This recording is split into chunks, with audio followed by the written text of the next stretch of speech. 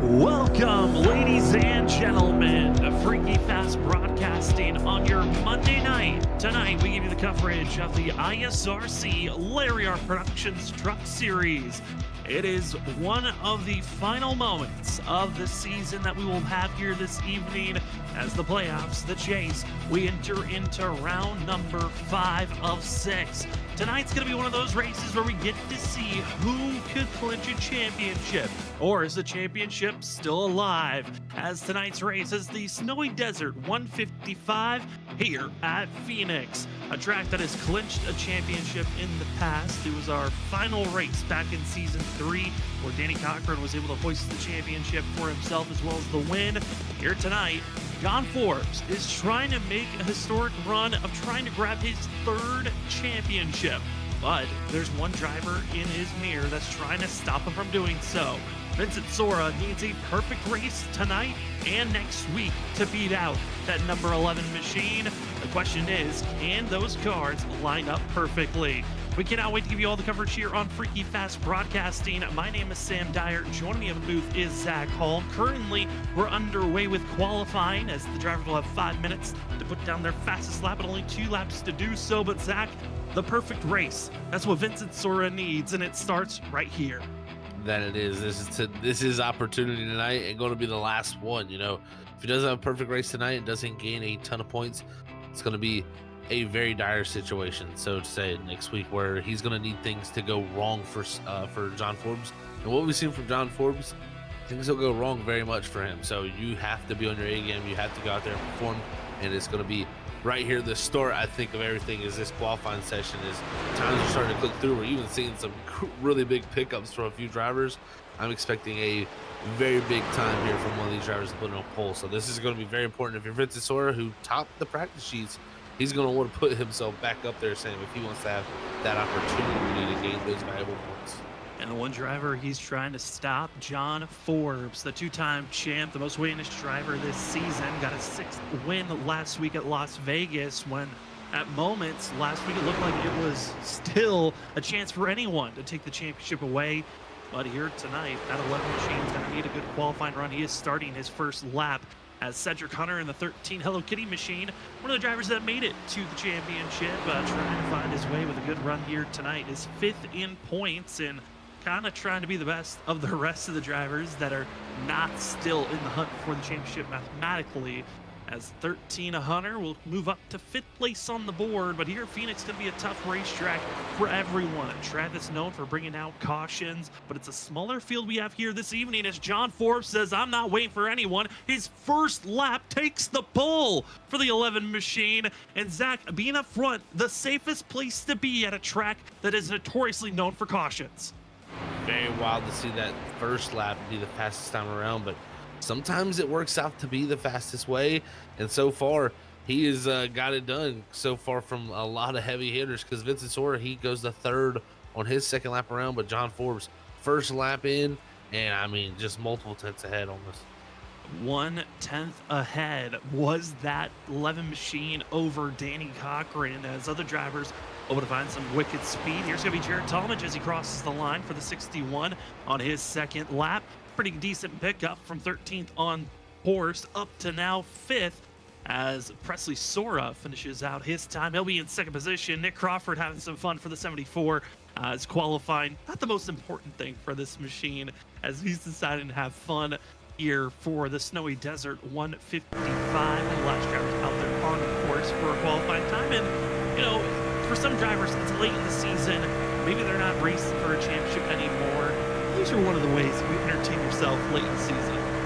Definitely can. So we'll see kind of lap you can produce here, because this is still a warm-up lap, so to say. It's not a full lap for him is is still getting in there as he's gonna cut the dog leg. So definitely some time to unleash the nerves, so to say. But man, I tell you what, as we sit here and doesn't look anybody other than Jesse Thornock is out there on the racetrack in the 20 machine actually putting the time in, and I think he's already actually completed his laps that are going to count. So right now it's going to be John Forbes looks like sitting on pole position, Sam, and it's going to be quite a tough look if you're Vince Sore back in sixth. Absolutely, because it just took him one lap, and the 11 found the speed to take the pole time here tonight at a night where he could clinch the championship practically by the low amount of drivers that show up, with the amount of bonus points that are able to be grabbed. If John Forbes wins here tonight, all he has to do to take the championship is just show up next week at Chicagoland. As the drivers now with qualifying and practice done, they'll have a 5-minute warm-up period to get any last little bits of practice in for themselves, but it also gives us a chance for a deeper look at how the season's been going so far. It's all about points as we've entered into the chase, and Zach, 13 drivers entered into this 6-race chase. Now with tonight and next week, just 2 mathematically have a chance for this championship. It's John Forbes, Vincent Sora. They're the final 2, but you got to give good kudos to the other 11 drivers that made it to this point. That's for sure. All the other drivers did an excellent job getting here and really mixed things up all the way down till the end. But it's it's going to come down to our top 2, and then from there, I mean, it's still bragging rights to see where these other guys finish. I mean, Nick Crawford, President still close. If something happens to Vincent, I mean, even to say if something happens to John in 2 races, they still have a mathematical opportunity. But again, those doors close so fast with, again, the size of the fields matter, and just a lot of opportunities not available when John Forbes is qualified on pole like he is. Yeah, I think the only way Nick Crawford and Presley Sora still can fight for a championship is if John Forbes doesn't lead a lap and is taken out of this race immediately and can't get stage bonus points and finishes last.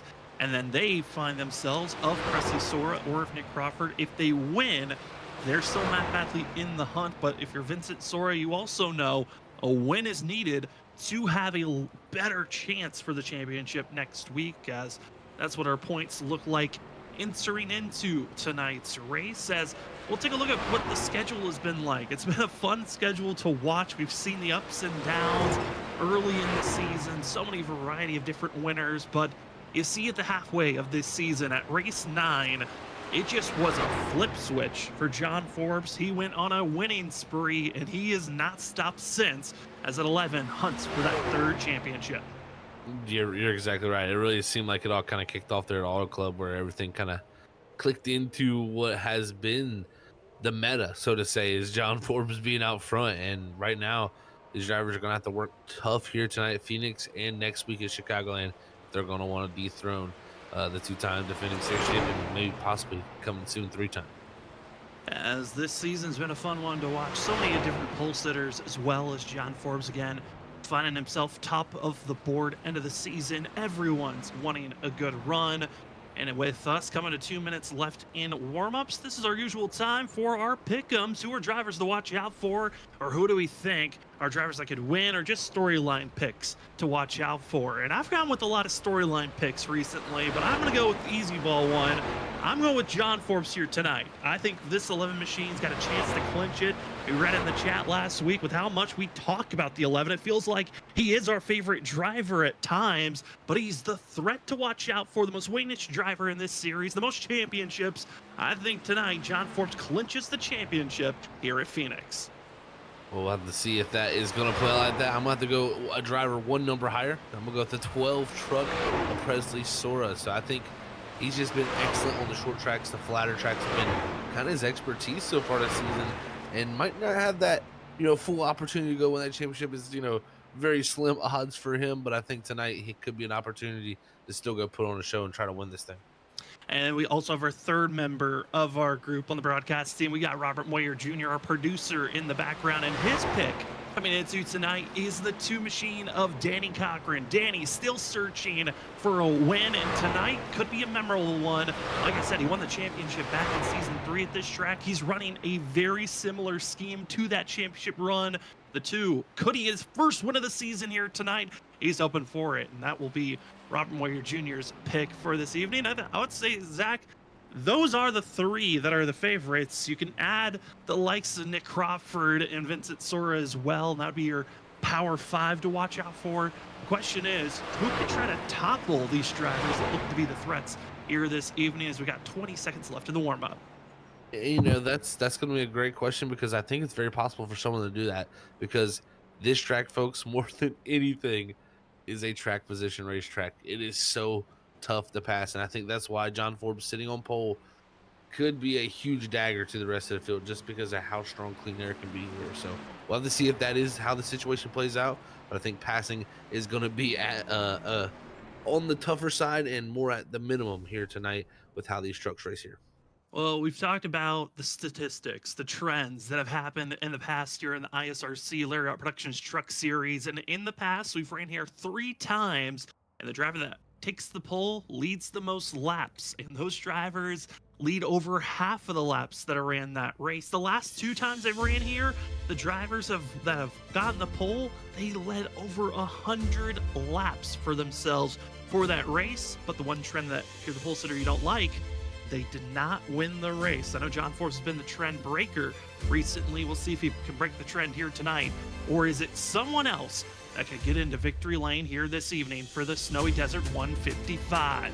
Here's going to be our starting roster. Here's going to be our starting grid for tonight. Taking the pole award for the 11 machine, it's John Forbes in the 11.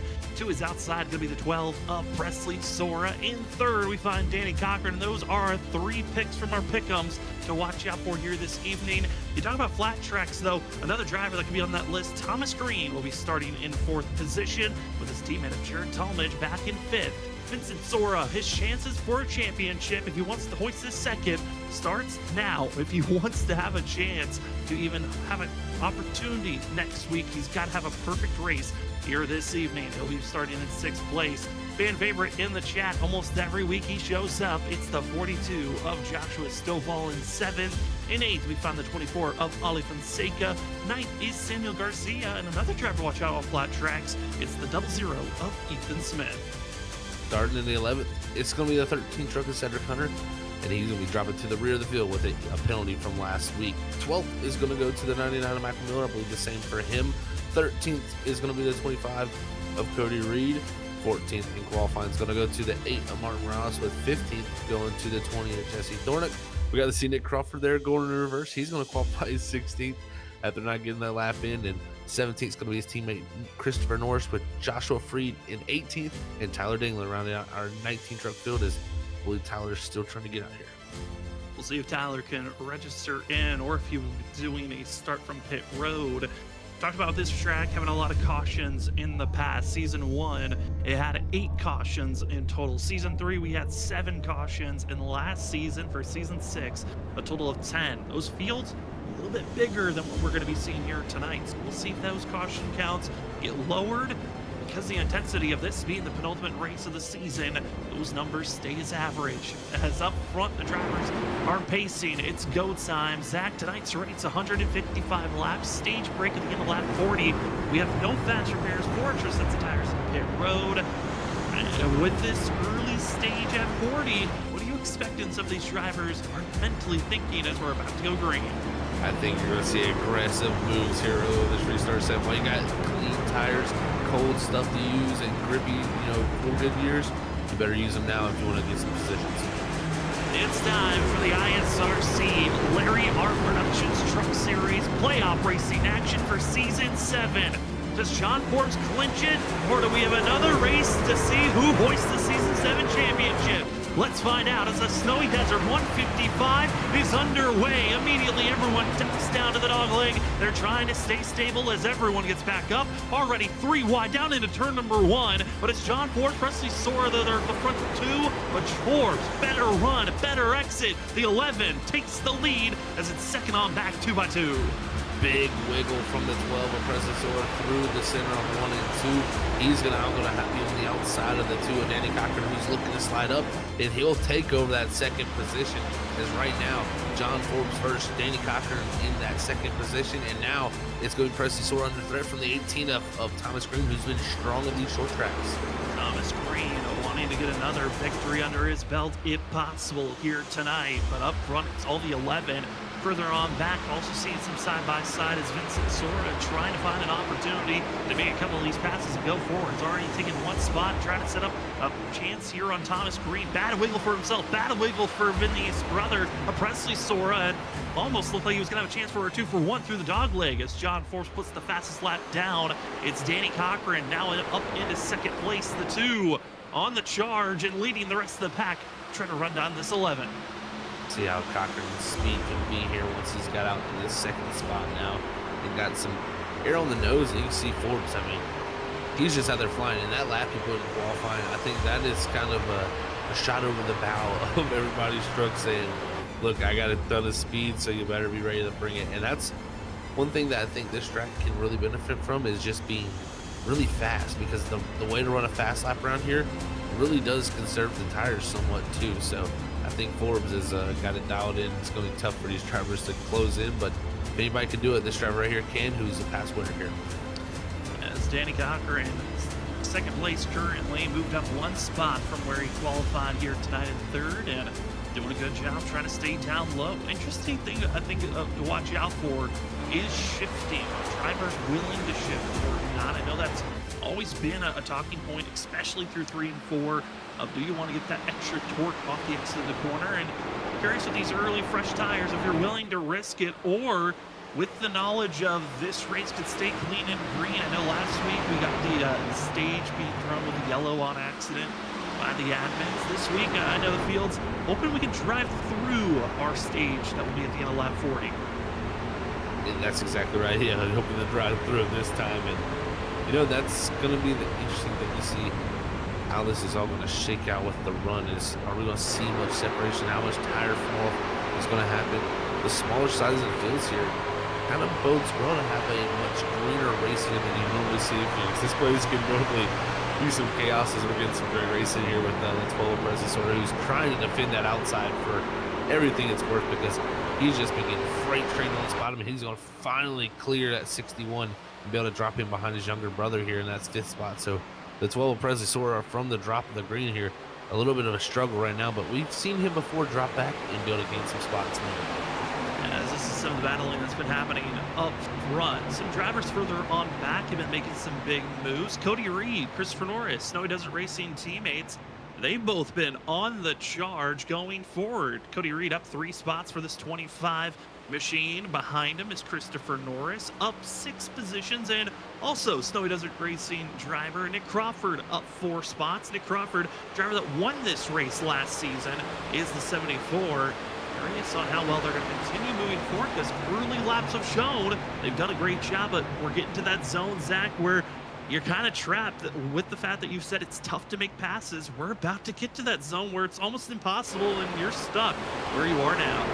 And that's what we're starting to see. I think a lot of people are starting to move around in 1 and 2 there. See how the groove will start to spread out. You know, a lot of people run right on that yellow line to start the run, and as the run goes on, they'll fade up towards that wall as the tires start to wear. And I think that's where passing becomes really difficult, as these trucks are hard to turn up underneath someone and get that run down the straightaway and clear it. So we'll see who has the tires, who has the drivability to do it. But right now, you can see that groove already starting to move up there. Starting to move up, starting to see some drivers looking for opportunity. It says that purple machine, 25, Cody Reed closing in on the 24 of Ollie Fonseca. Ollie missing out on the playoffs. It's been a rough season for himself. 1 top 5, 5 top 10s. Kind of odd from what we've seen in the past for this 24 that at moments was a threat for the championship back in season 4 and 5. And for Ollie, it's just been a rough season, kind of similar to the other Larry Art Productions driver, Danny Cochran, where finding a footing this season, it's looked impossible to build momentum. After one good race, you have 3 bad ones that get lined up. It's so easy to have that pile on you as a driver. It just seems like when you have one bad finish, it just seems like it can carry over to the next race, unfortunately. And I think that's been the kind of case for the Larry Arts production trucks out there this season. Is Cochran, he's having a great run tonight. You know, Fonseca, he's going to look to have a great run here, hopefully, and maybe clean up this season for themselves and get a good ending to get some great momentum for possibly a return back for the next season. So we'll see how that all works out. But right there, we're right on board. Joshua Stoker looks like he was trying to work over the system with Talmadge, just can't get to that inside yet, and I think the biggest thing is trying to find an opening to that right rear quarter.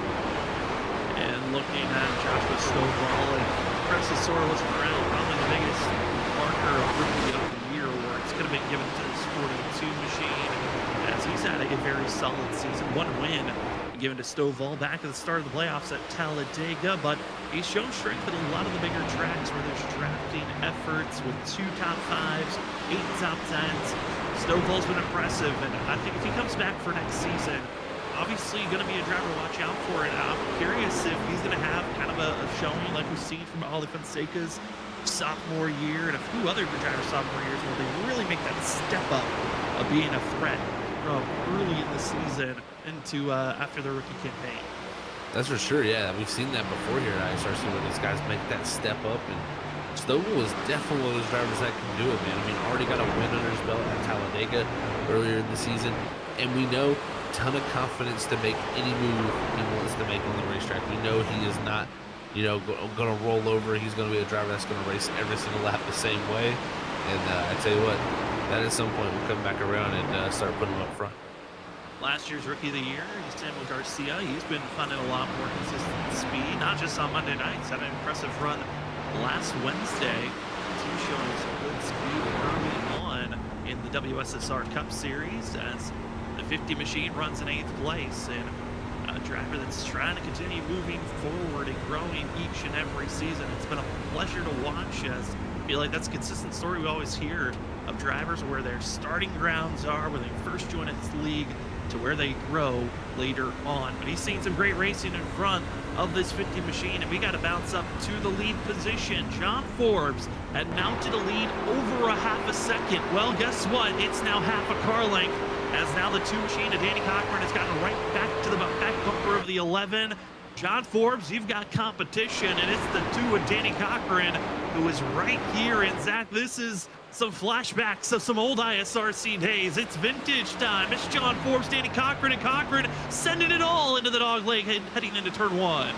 We love to see this, man. Yeah, this is very vintage for sure. I mean, these guys, both past champions, now even Vincent Sora up into the 3rd spot. So top 3 positions right now, all occupied by champions, guys. So this just tells you how much things have ratcheted up here a level when it comes to how the racing is up front. As Sora, we'll see if he can continue to close in a little bit too after he's gotten past Thomas Green here. But I tell you what, John Forbes has got his work cut out for him, but I think at the same time, he's just controlling this race. We'll see if these drivers are able to get around him, but I think it's just going to be so tough with him out front.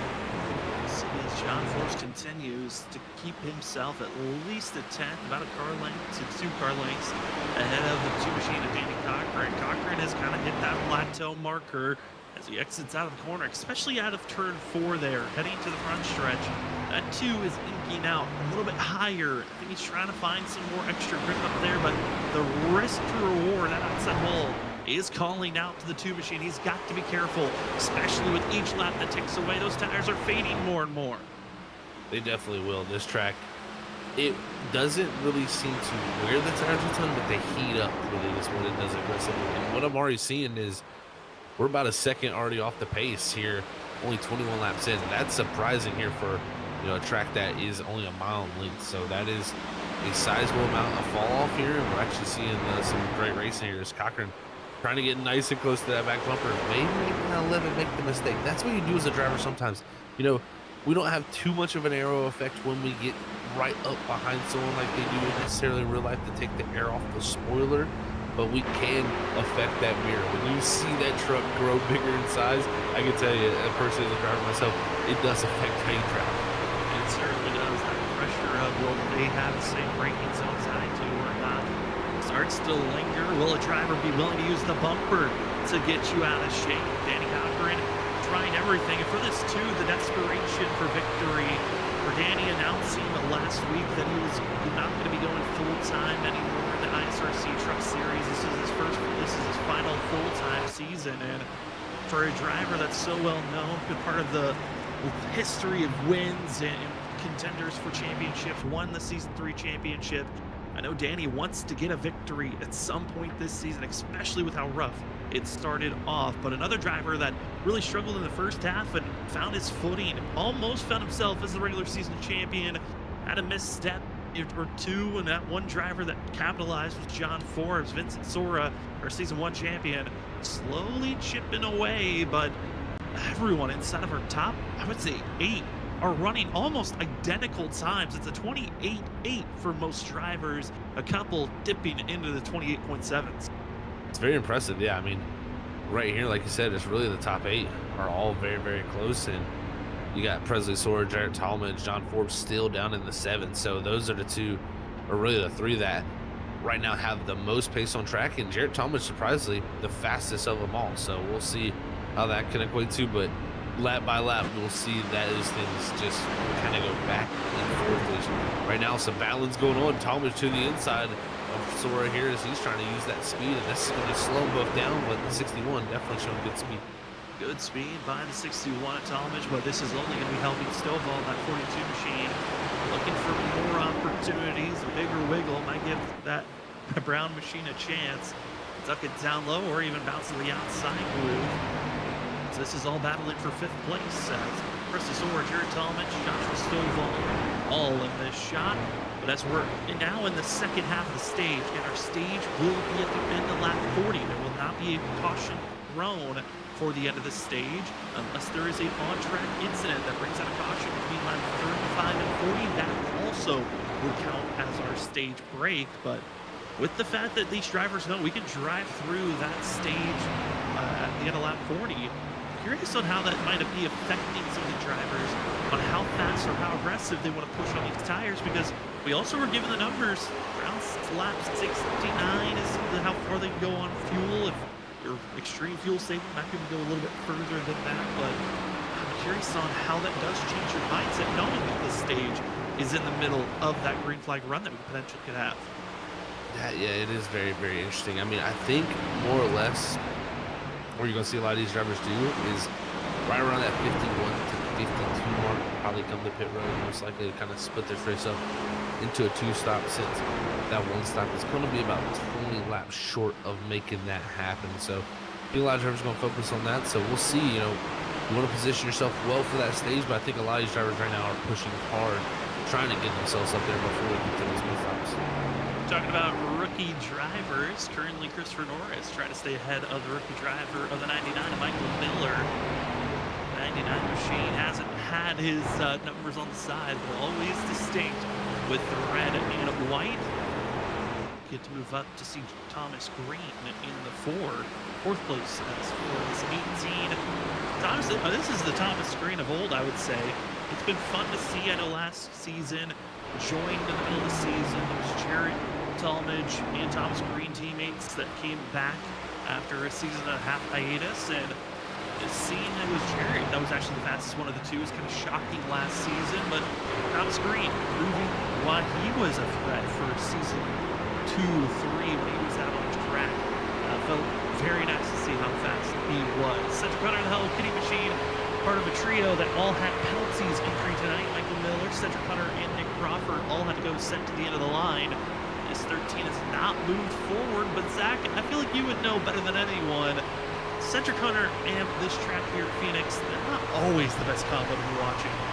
No, he is a big proponent on this track. He told me tonight that he was not going to be looking forward to this one. I mean, had to start in the back of the field, and he's, made a few spots up, but kind of just stuck there, and everybody's just running the same times. I mean, literally a 29.0 from 15th all the way up to 1st almost is within a 10th of each other. So we're right on board with Michael Miller right now.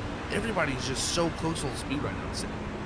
Yeah, it's a shock to see how close everyone is within a 10th or 2 of one another, which in a lot of other series you would see a much bigger margin of difference. As we're 32 laps in, still our top 15 drivers within 7 seconds of one another. The closest driver to go a lap down to join Tyler Dangler is Joshua Freed, who's half a track distance away from John Forbes.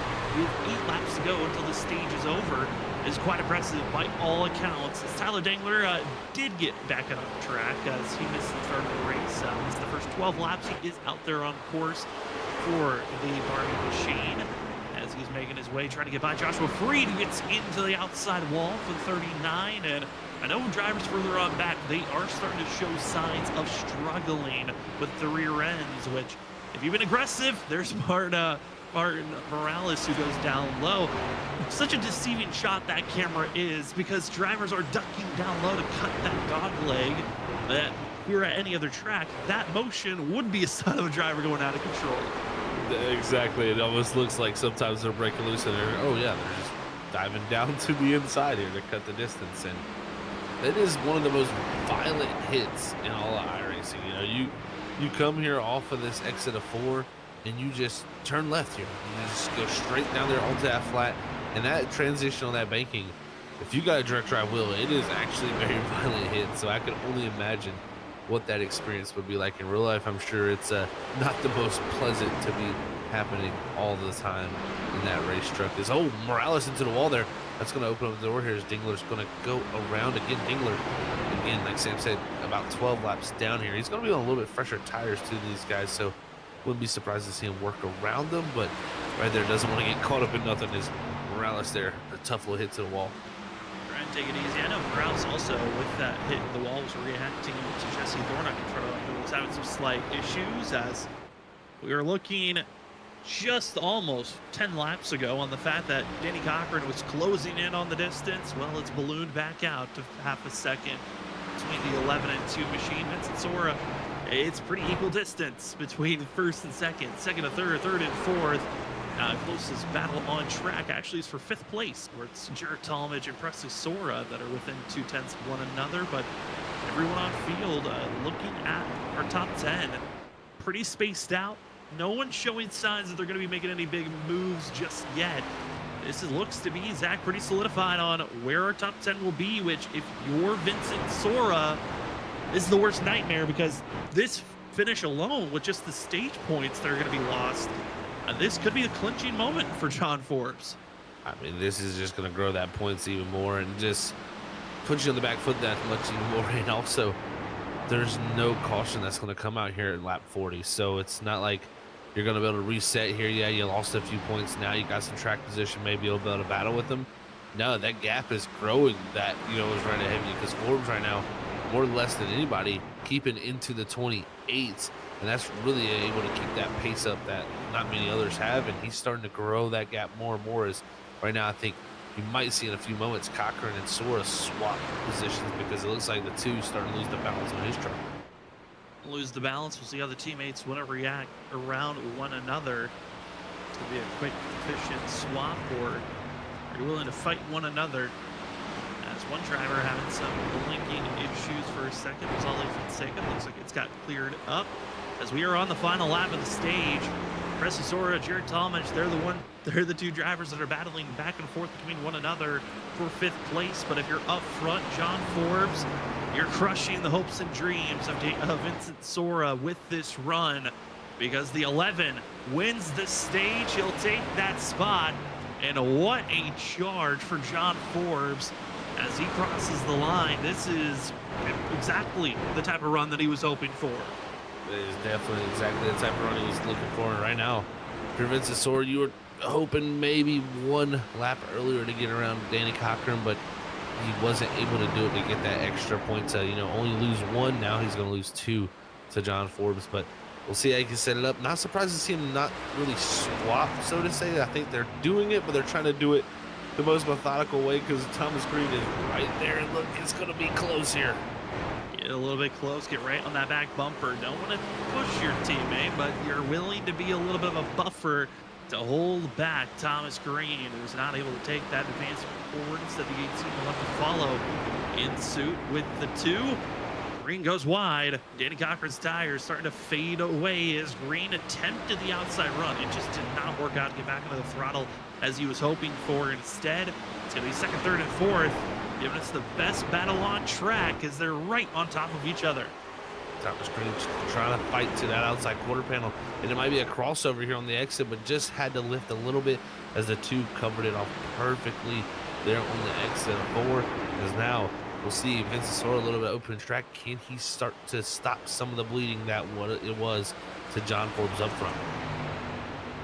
As John Forbes up to 1.2 seconds. The rest of the field, they'll continue fighting back and forth, but also the question of when do you want to go to pit road? And Zach, you threw out the number of around lap 50 to 51. The rest of the field, I mean, if you're someone further on back, do you attempt to pit sooner or later than some of the other drivers that are further ahead of you? Because, I mean, at this point, we've already seen such a drop fall off on the tires. It's now over a 1.5 seconds difference compared to your best lap to the one that you just ran. This field is in quite a position where you can get a big gain if you go with the undercut. You really could. If it was to go green, the undercut I think will work very, very, very well here with the well-timed caution later in this race. It might hurt you for the full distance of the race, so to say, but it would definitely benefit here very quickly. It's just you gotta hope that caution flag doesn't come out during that sequence, as we see the Snowy Desert Racing teams here, our teammates battling for the top 10 spot of Cody Reed and Christopher Norris. But I think it's gonna be interesting to see when they do it, because we could see some others elect to stretch that fuel out, because you can go much longer than when I think that window is going to open up, just because we're not able to get that one stop. It's just outside the range. As Christopher Norris attempted to get by Cody Reed, once again showing it's tough. It has only been the drilled teammates that are willing to give space to one another, and right now Snow Desert teammates not giving us much space as you would think. Cody Reed and Norris willing to fight back and forth, and with the fact that they're not racing for a championship, this is just racing for pride. I'm not surprised that the racing orders maybe between themselves is just, you know, go at it. Go have the best race you can and just make sure you don't wreck each other at the end of the day. That's exactly right. Yeah, I mean, there's really nothing for them to lose, gain, anything. It's just don't hurt your teammate John Forbes' chances of going to win another championship. You can go out there and have some fun. So these two are going to go at it and race each other hard, but they're going to try to, you know, stay off each other. We have seen sometimes that racing will come together and contact will be made and mistakes can be made happen, but I think these two here just more or less having some fun and trying to run some different lines and really race it up right here. Is Christopher, I think, a little bit quicker, but Cody Reed doing a really good job of just taking the line. Taking the line away, and it's been pretty similar back and forth as Norris keeps his foot in the throttle, almost able to get to the outside quarter panel, but instead will just have to fall in line for now. Other drivers have been going back and forth, also back in 12th place. Seeing the likes of Nick Crawford, Michael Miller go back and forth as they've been trying to solidify who's going to be in the 12th place position, as well as the battling for a couple of drivers further on back, because pit stops are underway. Ethan Smith, Joshua Free, they saw lap 50 and said it's time for us to make our first pit stop. So there's the first call, green flag pit stops for some of the drivers further on back. Ethan Smith, the furthest up of those, as he was actually up inside of that 14th position. And now for some front runners, it's Thomas Green, Jared Talmadge, the Planet Sim teammates. They're making their pit stops now as Cody Reed and Christopher Norris continue to duel back and forth. I tell you what, some of those front running positions, a valuable undercut like these drivers are employing, could be a strategy that works well, and especially with two trucks. You know, you put a couple teammates here in between each other and you can really build a wall, so to say, to hold back your competition. And we'll see how this works out. But Green, mistake for him. He did slide through his box. And oh, these two right here are coming to blows. We might have a caution with these two other racing. Christopher Norris, he continues to fight. He wants this spot. Cody Reed gonna have to force that 38 to make a mistake, and he's done everything right. It's been Christopher Norris that has shown that he's got the faster machine. It's just he has been on the throttle so quick, it just hasn't worked out for himself. Another front runner going to be heading into pit road. It's Vincent Sora in the 15, now making his stop as they were coming to pit entry. You can see there the blue machine on the inside as Norris, Reed, contact as they head down into turn number 3. Big contact between these two, and it's, you know, it's fun for them like we were talking about, but at some point, you don't want it to really affect the race. And these two, though, are racing hard for positioning. I mean, it's just how this track is. It's so tough to pass. I mean, look where they're running. I mean, they were down on that yellow line at one point. They're almost entering against the wall and sitting in the corner right up against it because of how low the grip is. And right here, pit stops even transpiring more. Danny Cochran on pit road. As well as Joshua Stovall. For who else would join those drivers? It's John Force, Wesley Sora, Simon Garcia, your top 3 currently other drivers still waiting to hit pit road. Going to be your top 11 as John Forbes now going to be making the call into pit road. And this pit road, one of the longest in for these drivers compared to the racing surface. You have to go on to pit road practically the whole entire track to get into your box, going only 45 miles per hour. I mean, Zach, this is an eternity for these drivers, especially with green flag pit stops. You're just watching your competition drive away. You're going one, for some, might even go 2 laps down with how long it takes to finally get in your box.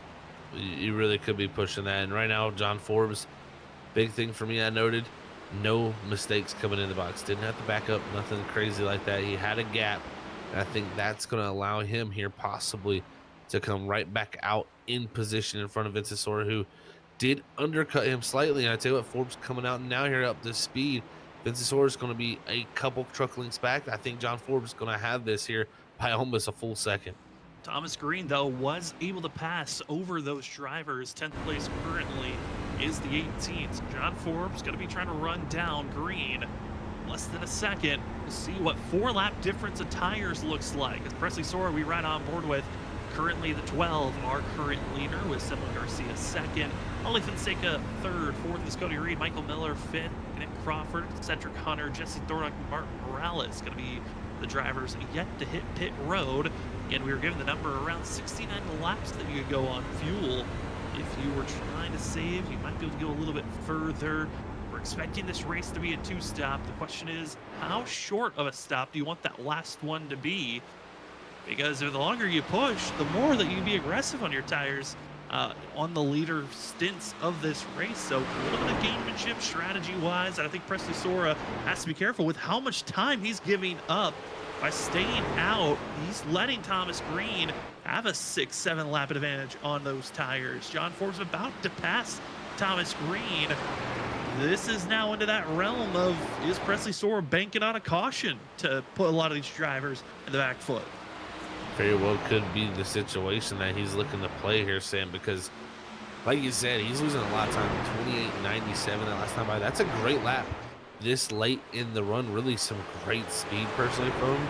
But you look at someone like a John Forbes, 27.79. So you're looking at over a second a lap each lap that Presley Sora stays out there. He's losing to the likes of the 11th. So I think right now, with how much he's already stayed out here, he's kind of made his bed, and he's probably going to lay in it now and just try some strategy of hoping that this race plays out for him as well.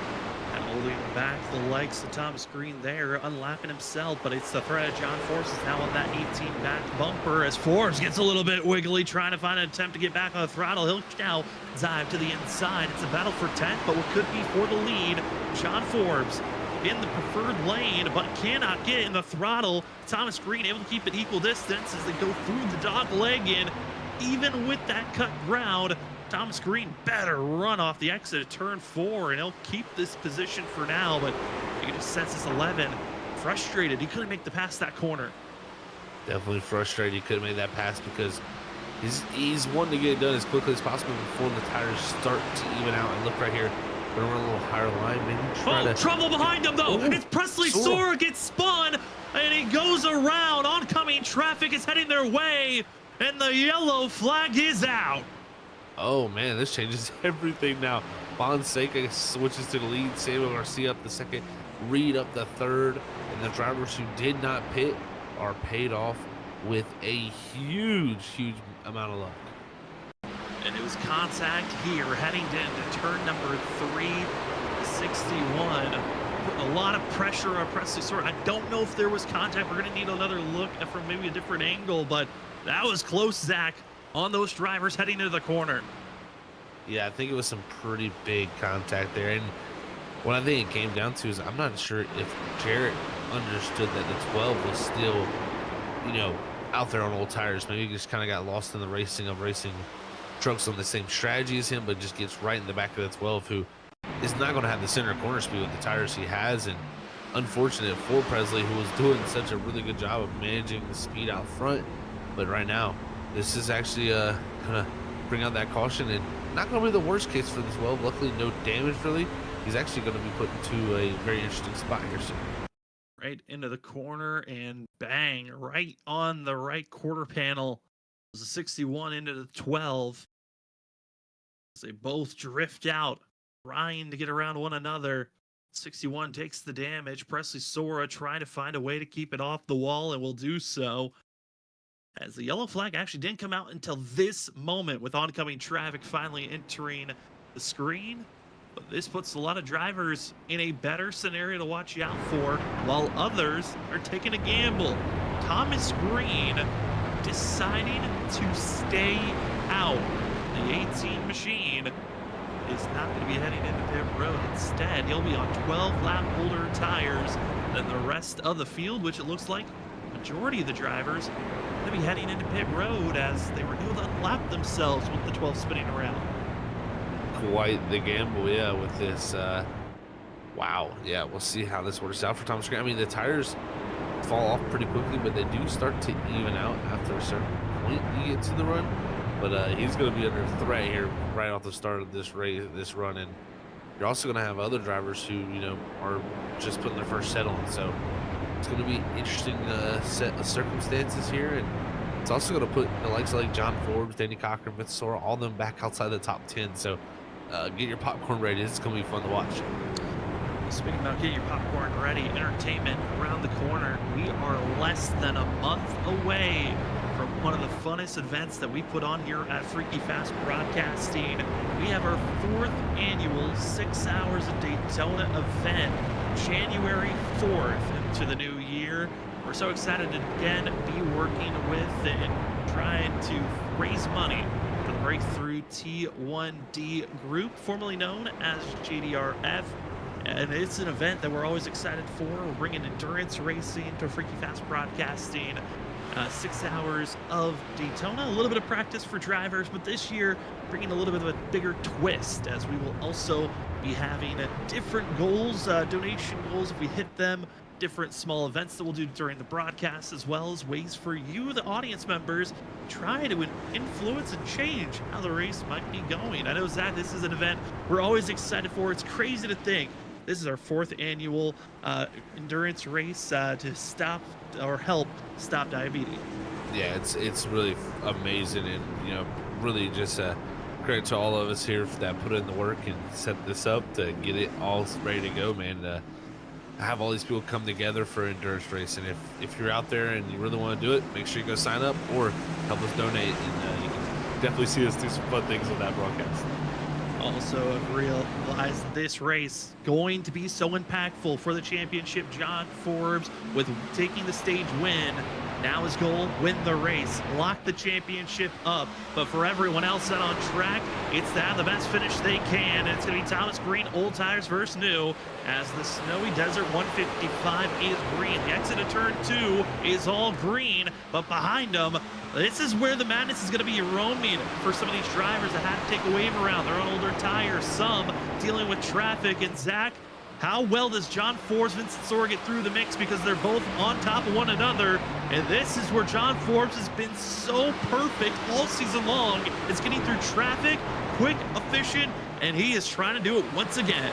He has definitely been one of the best, but some contact between him and Jared Thomas there in the center of the corner. That definitely can spook you there for a moment, but Danny Cochran is the one he's going to have to watch out for. He was able to jump ahead of him, but if you're Vincent Sora, this is your opportunity, Sam. This is where you look to take those chances, and he's got to be able to, you know, take the risk here, because we know the 11's been so good at it all season, able to make those spots up when it counts. The 15 now needs to do it also.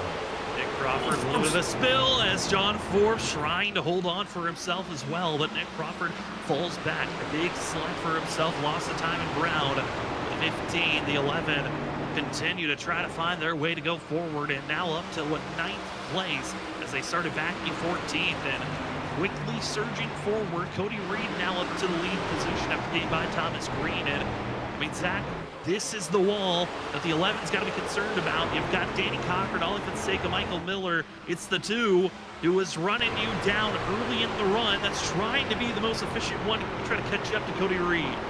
There you are, man. This is going to shake things up with all these guys losing track position. All those drivers who had it, they're going to figure out very quickly that you're going to catch people and not pass them immediately. It is going to be very, very tough, because we saw even lap times back from 15th to 1st, all within a tenth. When you're not that much quicker than someone, passing becomes so difficult. So we're going to see some impatient drivers, and I think some big moves here is, it's getting a little mixy. The 24 Fonseca there is starting to stack up around him. Jared Talmadge, the 2 of Danny Cochran, as everybody is fighting for spots on the racetrack as we're all in the dogwood.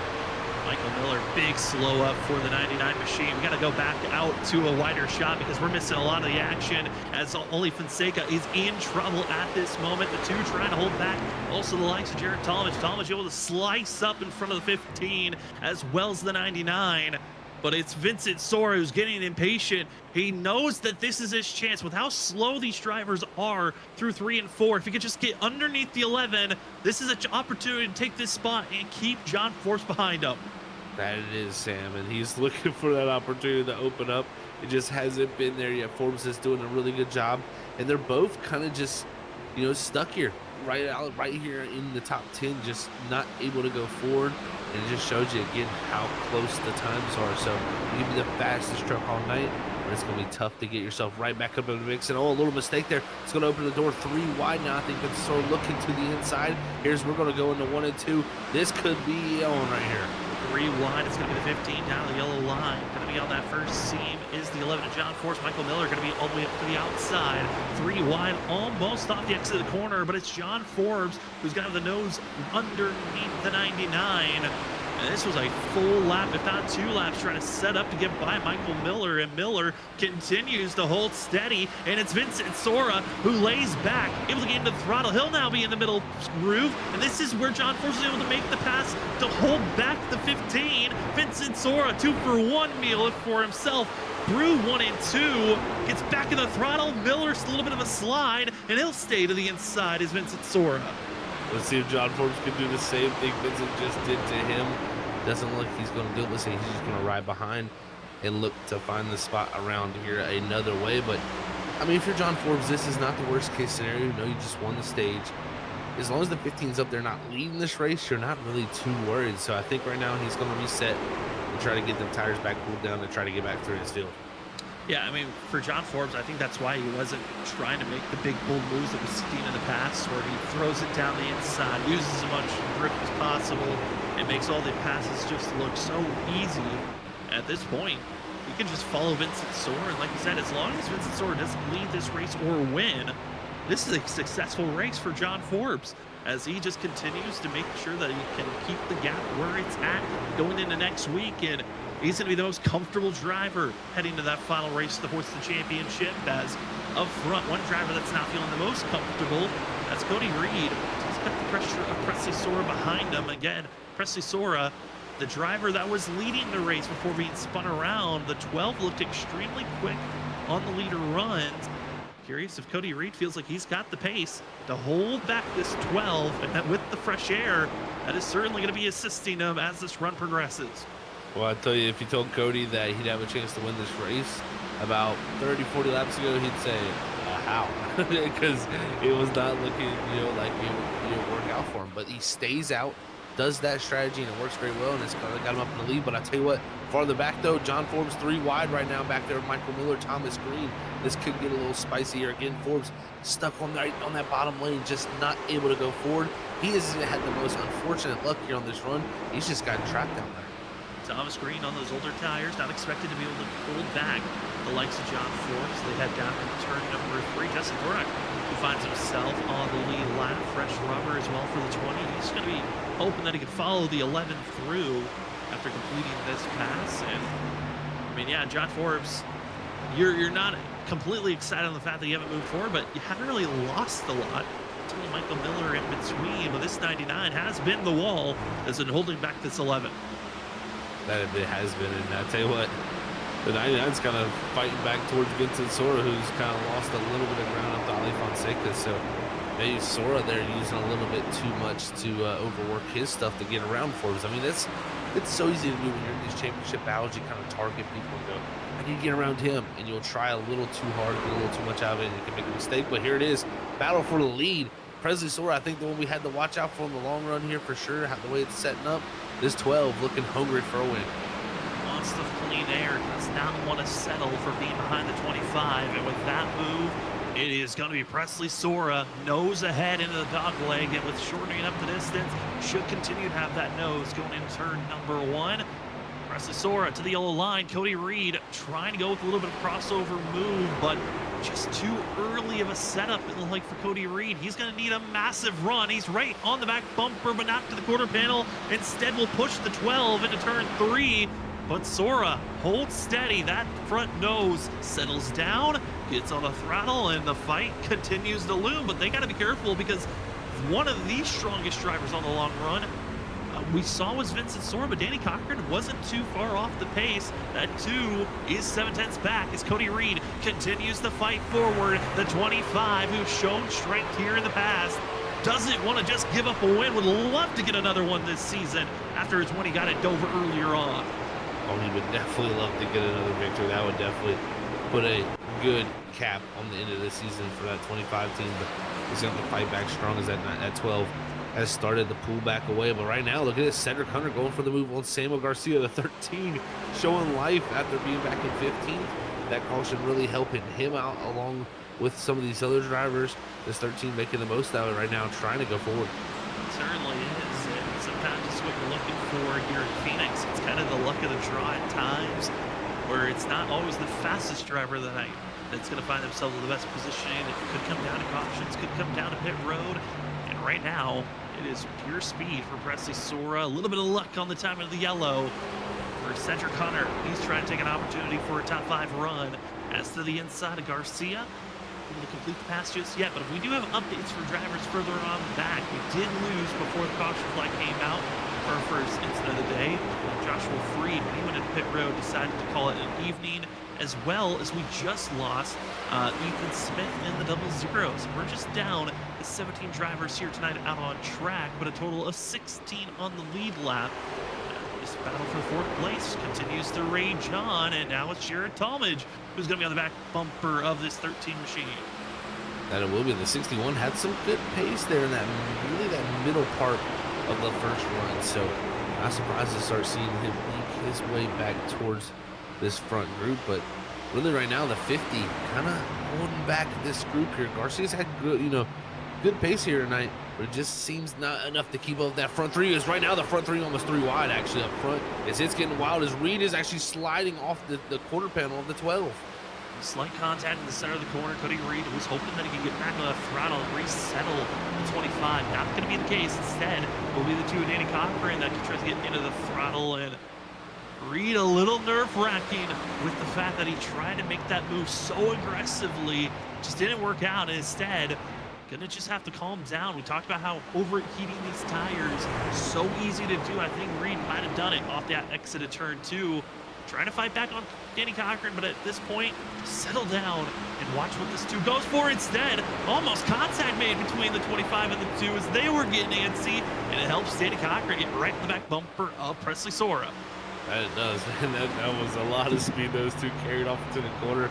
You looked at, if you compare it to the Presley Sora, I'm sure it was a good few mile an hour quicker, so they definitely drove it off in there. Luckily the 2 did, because I think the 25 would have made contact like you said there. So we'll see what Cochran has now, because he's done an excellent job to really work his way through traffic. He restarted back there with John Ford and Vincent Sora, who are still tracked back there in 8th and 10th position. So it just shows you how things can play out differently on different runs. What 2 trucks can be the strongest at one point, then another truck just finds its flow late in the series. Top 10 drivers all within 2 seconds of one another, and it's just getting closer and closer as each lap progresses on. We are now halfway through this stint. We are getting close to when these drivers might think about their next time hitting pit road. We saw some drivers think about at lap 50 to make a stop. Others were thinking around lap 55, which would put us around the zone. If they're thinking about a similar spot to hit pit road, around lap 100 to 110 could be that window we're looking for. But I mean, Zach, with the fact that we had our caution in the middle of the 60 lap range, curious if maybe that's going to be settling in with these drivers thinking about pushing it even further out. Maybe lap 115 to 120 could be the time to make one of your final pit stops. They very well could, because of just that factor, like you said, of how that caution did come out. So few of them might feel a little bit betrayed by that yellow flag, and they may be saying, I'm going to do things a little different this time. So we'll see if that does play out, or will they feel like it's going to want to go green? Because, you know, if we didn't get those two trucks coming together on such different strategies, we probably would have stayed green there for a while. The trucks don't look too unruly. They definitely can step out, but it seems like everybody's got them pretty much under control. As right now, some good racing farther back here in this field is, again, Forbes, Sora still not to find their way through, but I think Forbes might finally find his way around Michael Miller here, because he's been trying forever. Same for Vincent Sora on the 24, Ali Fonseca. Yeah, I would say the Forbes and Miller, they're on round 4 or 5 at this point of trying to figure out if Forbes can get by Miller. Hasn't been able to find that pass just yet. Vincent Sora attempts to go the inside of Ali Fonseca. Fonseca just continues to keep his foot on the throttle, and it works out. Hold this position each and every lap. We're on lap 93 of 155. Drivers continue to stay green for now. Couple of battles here and there. Overall, we are slowly coming to the end of this race. I know pit stops should be hitting within the next 7 to 20 laps. Really will be opened up to whoever feels like going for those big early chunk moves of taking track position. And I mean, Zach, at the time of the yellow coming out, we were seeing Thomas Green, John Forbes, they were still battling on who was going to be going up to be the leader at the time of that yellow. So the undercut did show success. I'm thinking the undercut's there.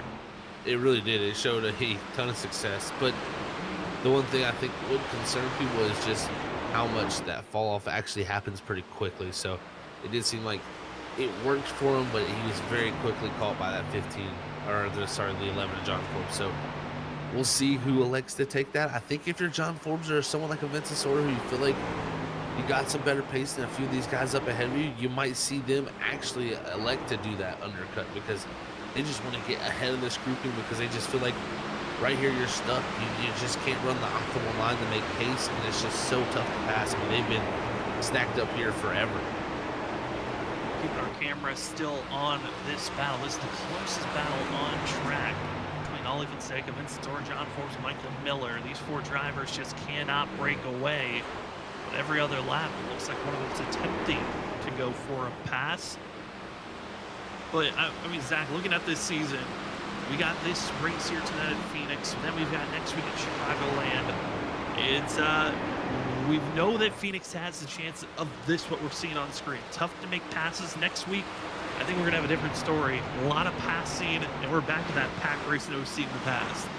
Oh, there's going to be a ton of passing next week for sure. And yeah, very much back to pack racing for sure. I think you're going to see something similar to Las Vegas, maybe a little bit different, because just how much that track is worn in, a little bit more bumpy than Vegas. So I think it'll be Vegas, but not as extreme of a plate race as Vegas, so to say. So I think we might see some separation, but it's a great race to have the finale. And here tonight at Phoenix is the way you're going to have to set yourself up for that. So let's see how these drivers close it all out. As now Center Cutter back to the inside of the 50 of Garcia. Just these drivers not able to find their way around each other. Yeah, I mean, it just feels like if the faster driver, there's no real chance to get back to the throttle. Running so low, lose all the momentum to go for a pass, that the outside driver can just get in the throttle sooner. They carry more speed. See here, Cedric Connor completes the pass, dropping all the way down to the yellow line on the dog leg. Another chance for this pass, and then behind the 13, also going for a pass is Vincent Sora. Going to be trying to go for another attempt on the 24. One driver already thinking about making some big moves is coming through the pack is going to be Thomas Green, who's looking quick after making his green flag pit stop. He'll force it almost 3 wide. Early stop for the 18. Now, he did not pit under our caution.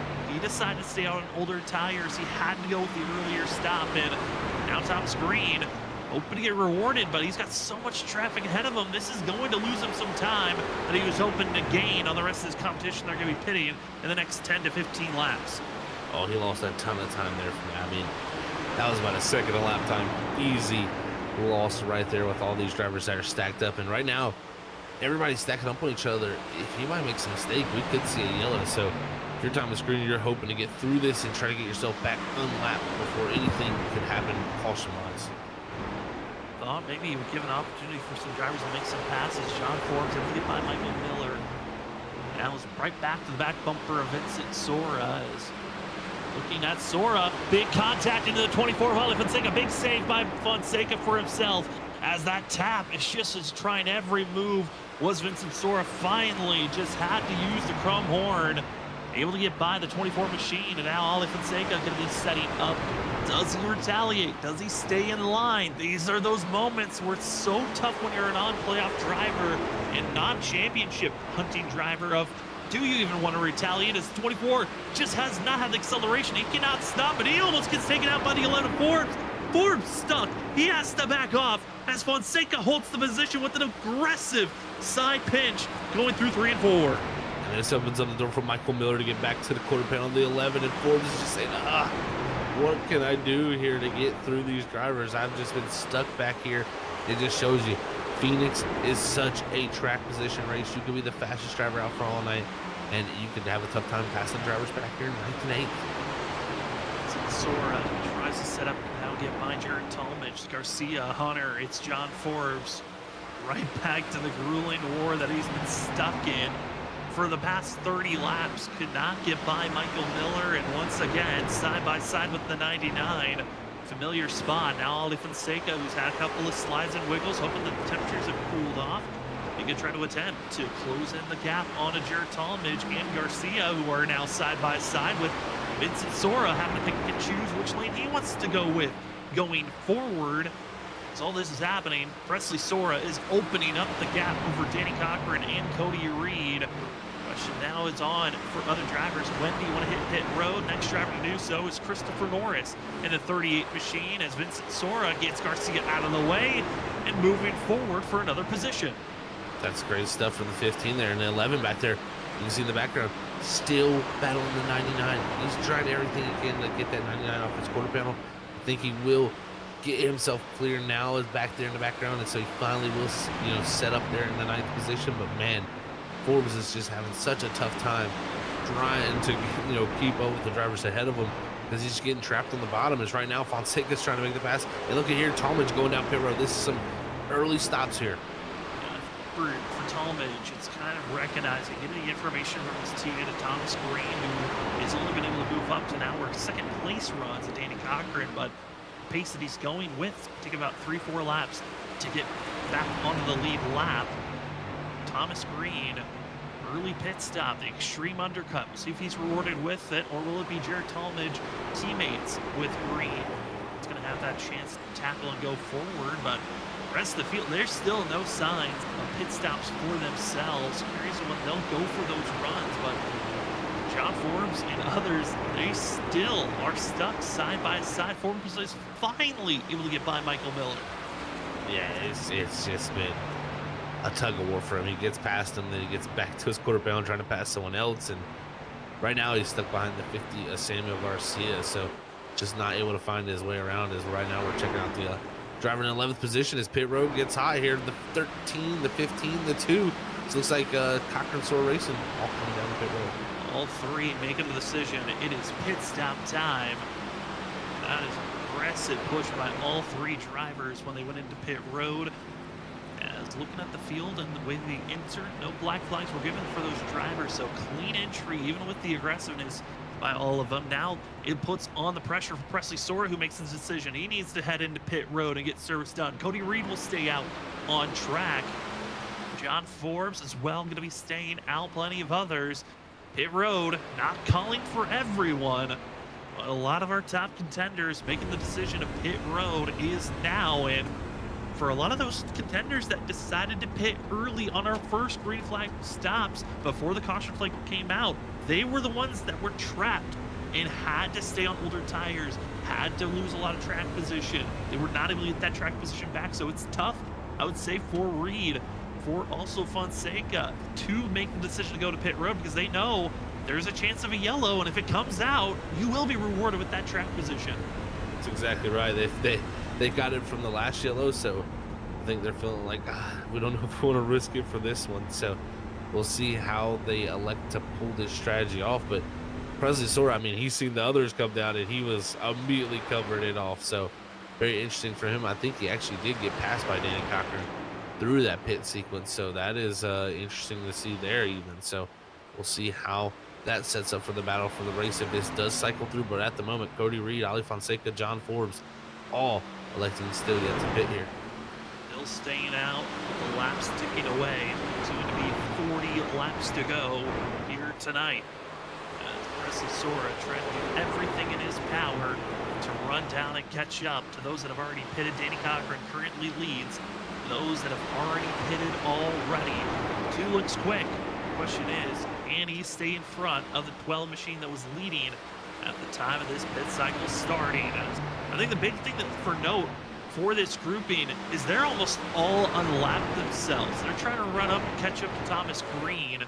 It was about 5 seconds ahead of Danny Cochran as Ali Fonseca is making the call to go into pit road.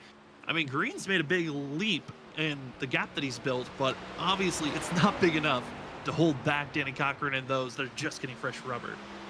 Yeah, he's about 8/10 slower, so that 5-second gap is going to be erased in about 6 to 7 laps. So Green is out, ahead of him right now. And if it was to fully cycle through where everybody comes down here, maybe within the 3-4 laps from now, and we got a caution, he could cycle to the lead and be in position there. But we just have to see how that would all shake out with deciding how many tires these drivers got left and how the pit for this. But right now, Green definitely one of the early stoppers, and he's utilizing it now. Is now John Forbes, championship leader, stage winner, pole setter tonight. He's coming down the pit road, and we'll see how this works out for him. Where is he going to come out relative? I think Vincent Sora is going to tell us a lot. You will as well. Cody Reed still staying out. Micah Miller in second. Samuel Garcia in third. Jesse Thornock fourth, where they will be placed once they decide to head into pit road. Or will we have another caution in the middle of this pit cycle? Right now, we are currently having one of our lowest caution races here from Phoenix, as they've used all 3 versions of the Phoenix surface. They've ran the legacy surface without the dog leg. They ran the old configuration of Phoenix before they gave it the brand new update that also had the open dog leg. And now we're running for the second time the brand new Phoenix that is the current one that they've been running for the last couple of years in real life NASCAR. And we're running so many different versions, Zach. It's kind of interesting to see the similarities that are still there on a track that raced so different from last season to this season. It changes from build to build. This place is one of the more changeable tracks, I'd say, on the services you see here. The 61 getting around the 25 on lapping himself with Jared Thomas. But this track, it just seems like what line is the fastest always changes. This big slide there for the 25, but it always seems to change down here, especially in 1 and 2 and 3 and 4. It always seems like there's different spots where you can make speed, and tonight it seems like you can kind of do it anywhere. So it's good to see that. I think it's in a really good spot right now, but it is tough to pass. So I think that that bottom just fades away a little bit too much, and we could see it come back better in future builds. Cody Reed, Cedric Hunter going to be given some space. It's a 13 Hello Kitty machine that stays low. With how long this group can't stay out for, they still have another 13 laps if they want to stretch it to its fullest until they will be forced into pit road if you're Reed, Miller, Thornick, as well as Garcia, Stovall, Morales, Crawford. Or they will be caught by Thomas Green, Danny Cochran, and others that are waiting and looming for a chance to make the pass. Also want to go back to that battle for 8th place. Thomas Green, well, you pitted so early because you had to. Well, not going to be the case of being the lead driver once this pit cycle concludes. Give it to Danny Cochran, Presley Sora. They're now the battle for 8th place, as it's the 2 and the 12. Who will be the leader once this green flag pit cycle ends? Because it's the 12 that looks to be the one on the pressure with a 1 lap advantage. Yet to make the pass yet on the 2, but Sora trying a lot of big moves over Danny Cochran. Big moves for sure, and that 1 lap fresher tires, we'll see if it comes back to be an advantage. It's just this time things are a little different though. I mean, if you think about it, Cochran had to come from so far back the time before, where Sora was out front in that second position, only had to make up that 1 spot. But I think the one thing the 12 has had all night is good long run pace, and right now he's taking the attempt, and man, I tell you what, Cochran's being aggressive. We see he wants that win. and it could be coming to blows here, but the 12 going to throw the big slider. Will the 2 be able to cross him back up, though? I don't think he's going to clear. He's trying to make clearance, but it's going to be the 12 on the outside. Almost fully clear was the 2 machine, and Danny Cochran's been in a similar situation in the past. You look back at the season 3 finish, had to hold back blow after blow from Mark Whitley, who was the dominator that night. This evening, you can say Presley Sora in the second half of this race has been the dominator, but the 2, he might have to hold back another slide job. Positioning slide by the 12. He'll stay equal as they go through the center of the corner, and it's Danny Cochran with the nose ahead off the exit of turn 2, and they continue to go back and forth. And Zach, I mean, each time the Presley Sora goes for this big pass, he's the one who's putting a lot more wear and tear on the heat for these tires. That's exactly right, Sam. He's making big moves. You know, Cochran can be doing the same thing out top, though. You can wear your tires out by defending, by just jumping back into that gas a little bit too hard, getting into the corner a little bit too excessively. But I think Cochran's done a good job right now and kind of made that 12 overwork the tires a little bit. If you're Presley Sora, though, you got to cool him back down. You can't get too overworked up. You got plenty of time here. You've had a great long run pace. Don't use up the fresher tires that you have over this 2 in one little moment. Still, drivers that need to go into pit road is our top 6. Cody Reed, Michael Miller, Jesse Thordock, as well as Joshua Stovall, Art Morales, and Nick Crawford. Those that pitted, the most recent is John Forbes back in 14th place. Still has not unlapped himself and still not been able to really gain time even with the slight advantage on his tires. Other driver that just pitted is Samuel Garcia, who is going to be back in 16th position, 1 lap down. He's got a long way to go before he makes a pit stop, gets himself back on the lead lap. As Michael Miller now going to be going into pit road for themselves. Everyone that hasn't stopped, they've got about 6-7 more laps before they need to make an entry into pit road.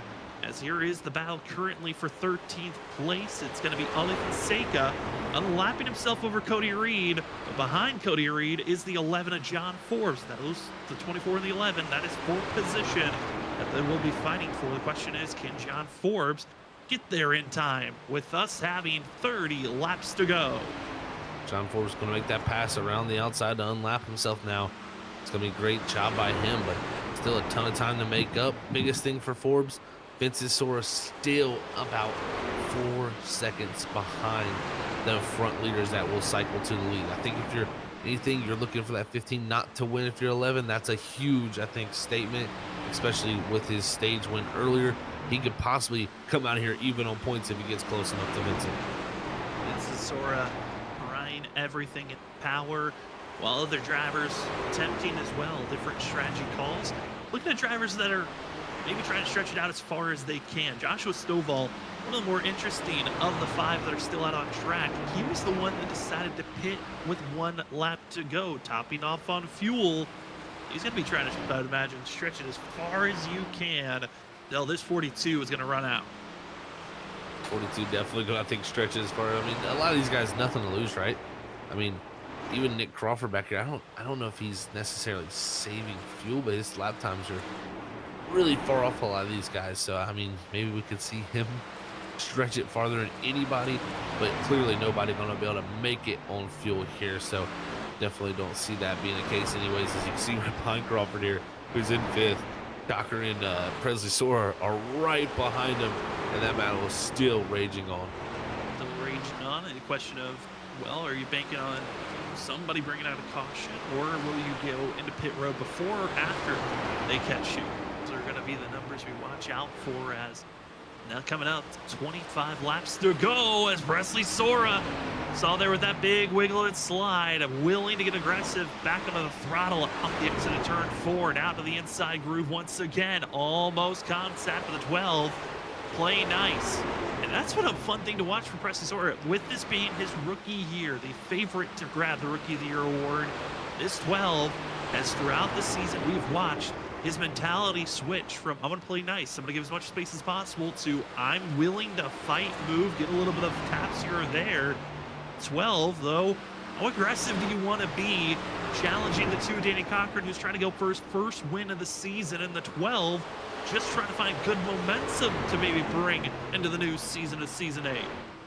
That's for sure. And I mean, if you're Presley Sora, I mean, technically, I mean, you can still, if you want to, go out there and beat your younger brother. If you could go out there and get these 10 bonus points too. So that could possibly be, the family battle going on. So we'll see how Presley races Danny coming down to the end here, but they're going to be coming up to Crawford here, and Sora thought about a moment trying to get to the right rear quarter pound, but he's going to be able to get to the inside here as they both went around the 74. Now, this is a battle for the 5th position. Battle for 5th, but once again, Danny Cochran better run for himself. Crawford backs off, gives space for Sora. Reassess, recalculate, and get a good run off the exit of turn 4.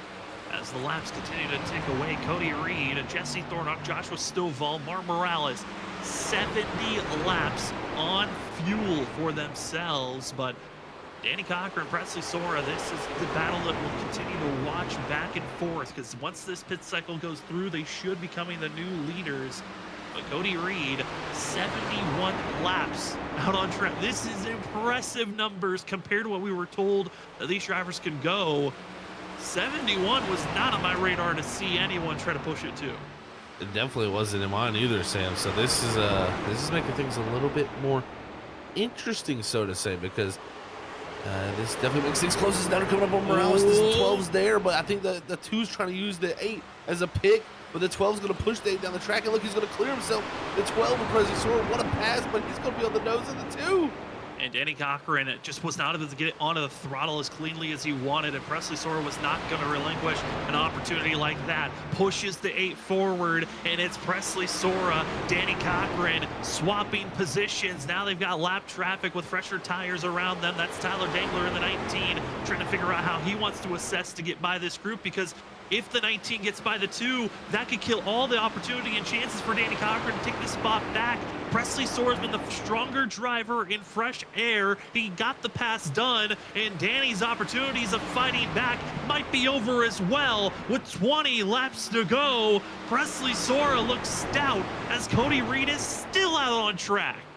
Cody Reed still continuing on. Same with Jesse Thornock and Joshua Stovall. Our top 3 are out there. Same for Martin Morales, Nick Crawford. So a couple drivers still out there chugging along, but this 12 would be the leader winning all cycles through. But Joshua Stovall here, about 7 seconds off our leader. We'll see when these drivers flinch to come to pit road, but 19 to go. They got a long time before we get to the end of this race, and we definitely don't think they'll get there. We don't feel like they can, but Joshua Stovall was the driver that topped off. He's got 1 lap advantage on fuel compared to his competition around him in the top 3. The question then goes over to Presley Sora as he's gotten passed by Tyler Dangler as that lap car is trying to get another lap back if possible. If you're Cody Reed, Thornock, Stovall, I mean, you know you're going as far as you can, but there's just not looking like the gaps are there to see someone wreck out because of a mistake of trying to pass somebody. If there's going to be a caution, it's going to be a blunder by someone self-spinning at this point, which this field, with how they've been racing around one another and racing the track, I'm not seeing anyone showing signs of a self-spin being possible unless something goes horrifically wrong through the dog leg. I'd have to agree. I just don't see anything major really happening here. Everybody's really spread out. I mean, yeah, there is some guys on super old tires out there, but they're so spread out also that it's kind of the guys are catching them and just clearing them. So it's not really been a big issue as I think as much as these guys would think when you catch a truck. So we'll see how long it takes, but Reed is on pit road this time. So Thornock, Stovall, Morales, and Crawford, they're going to have to be coming soon also. Cody Reed's dad, Lenny Reed, out in chat. He was hoping for a caution to help out Cody Reed. It did not happen. He had to relinquish the lead and head into pit road. Here's going to be Joshua Stovall heading into pit road. Jesse Thornock still out on track for the 20 machine as he is our current leader. Presley Sora, Danny Cochran, that gap over a half a second. Sora just looks to be in a different world on long run pace compared to everyone else, and the timing of the yellows, it's been perfectly primed as Presley Sora might have been the reason for having that first caution coming out and being spun around. But the 12 took advantage of being spun, kept his nose out of trouble, and with 15 laps to go, he is primed and set to try to go for another victory for this 12 machine. it is very, very rare when you can say you're happy you got spun from the lead of a race, because that is exactly what happened to put this 12 in the driver's seat, in my opinion. In this Oh race. no, throw it away. Caution is out. Yellow flag, and let's reset them and try it again. Caution is out. Oh man, I think it's Thomas Green, Ali Fonseca. A little bit of shenanigans between these drivers, and John Forbes was right in the mix of this. John Forbes. The 18 was on older tires. Ali Fonseca tried to gas it up, just did not work out for themselves. Driver spun was Thomas Green. That is a race where you thought maybe we would continue to stay green. Not going to be the case for ourselves. We will reset and have our classic Phoenix reset for ourselves here. Woo! Gotta say, Zach, the 18 was trying his best, but it just didn't work out there. It just didn't work out. I mean, it kind of all went wrong when it spun down here on the track. The 24 of Fonseca throws a big block here. You're going to see it right here off the exit of turn number 2. The 11 of John Forbes here's catching these guys. He's going to have a big run here. He's going to look to the inside. Fonseca says, nope, you're not going to go around me yet. And Forbes says, I'm going to find the way around. They have a little contact there at 24 up the track into the back of the 18. That spins the 18 around. And next thing you know it, we're under yellow, and this changes every little thing. Now the race off of pit road. Cody Reed, who had made pit stop. Lenny, you asked for a caution. You got a caution. Reed is our leader with 4 lap old tires. Presley Sora going to be in second. Third is Danny Cochran. Vincent Sora fourth. And for Vincent Sora, chance for the championship still alive if he can find himself into victory lane. And this is the contact, the spin, the spill that resets us with going to be less than 10 laps to go before this race is over. Whew. Tell you what, folks, get ready. I told you to get your popcorn earlier. I hope you saved some, because it's about to get even a little bit more wild. I think Reed here, the decision of what he makes on where he restarts is going to, in my opinion, make a lot of, interesting decisions. Just think he'll probably take the inside just to get the jump and cut the dog leg. But if you're Vincent Sora, if you're Danny Cochran, that second row, you got to take advantage of whichever lane he picks. If he picks your lane, you got to get a great start, because that's going to be probably the only chance you have to get around to get the second. And I think if you want a chance to get around Reed, and with the fresher tires that these guys have, which is going to be very, very minimal fresher, you're going to have to be in second. I don't think you're going to come from third. I mean, if you are going to come from third, Vincent Sora is going to be hoping that he can make that surge. The 15 has to get a win and hope that John Forbes does not advance in position to get into a better spot. But as the field is getting ready to stack up and go to green flag racing, it's going to be less than 10 laps to go. We want to say thank you to everyone that's joining with us. If you haven't already heard, we are having ourselves our 4th annual charity event race. It's the 6 Hours of Daytona, as we are heading to Daytona to do some endurance racing, partnering up with Breakthrough T1D, as they were formerly known as JDRF, as January 4th going to be our charity event. You can sign up now. Head to our social medias where you can sign up for a team, you sign up for yourself, and if you'd like just to share about the event or just donate, do so as well. Again, look at our social medias on Facebook and on Twitter/X at Freaky Fast Broadcasting, where it's where you can find us, where you can find all the information to join such a great event. We're excited for it. It's going to be a fun one. We're so happy to see everyone that's shown up in the past. We're hoping for another big charity race. For these drivers here tonight, though, it's a big finish, a chance for victory for some, a chance to figure out if a championship is over for others. It's your ISRC Lariat Productions Truck Series Chase race number 5 of 6 for season 7. The Snowy Desert 155, Cody Reed, Presley Sora, Danny Cochran, Vincent Sora.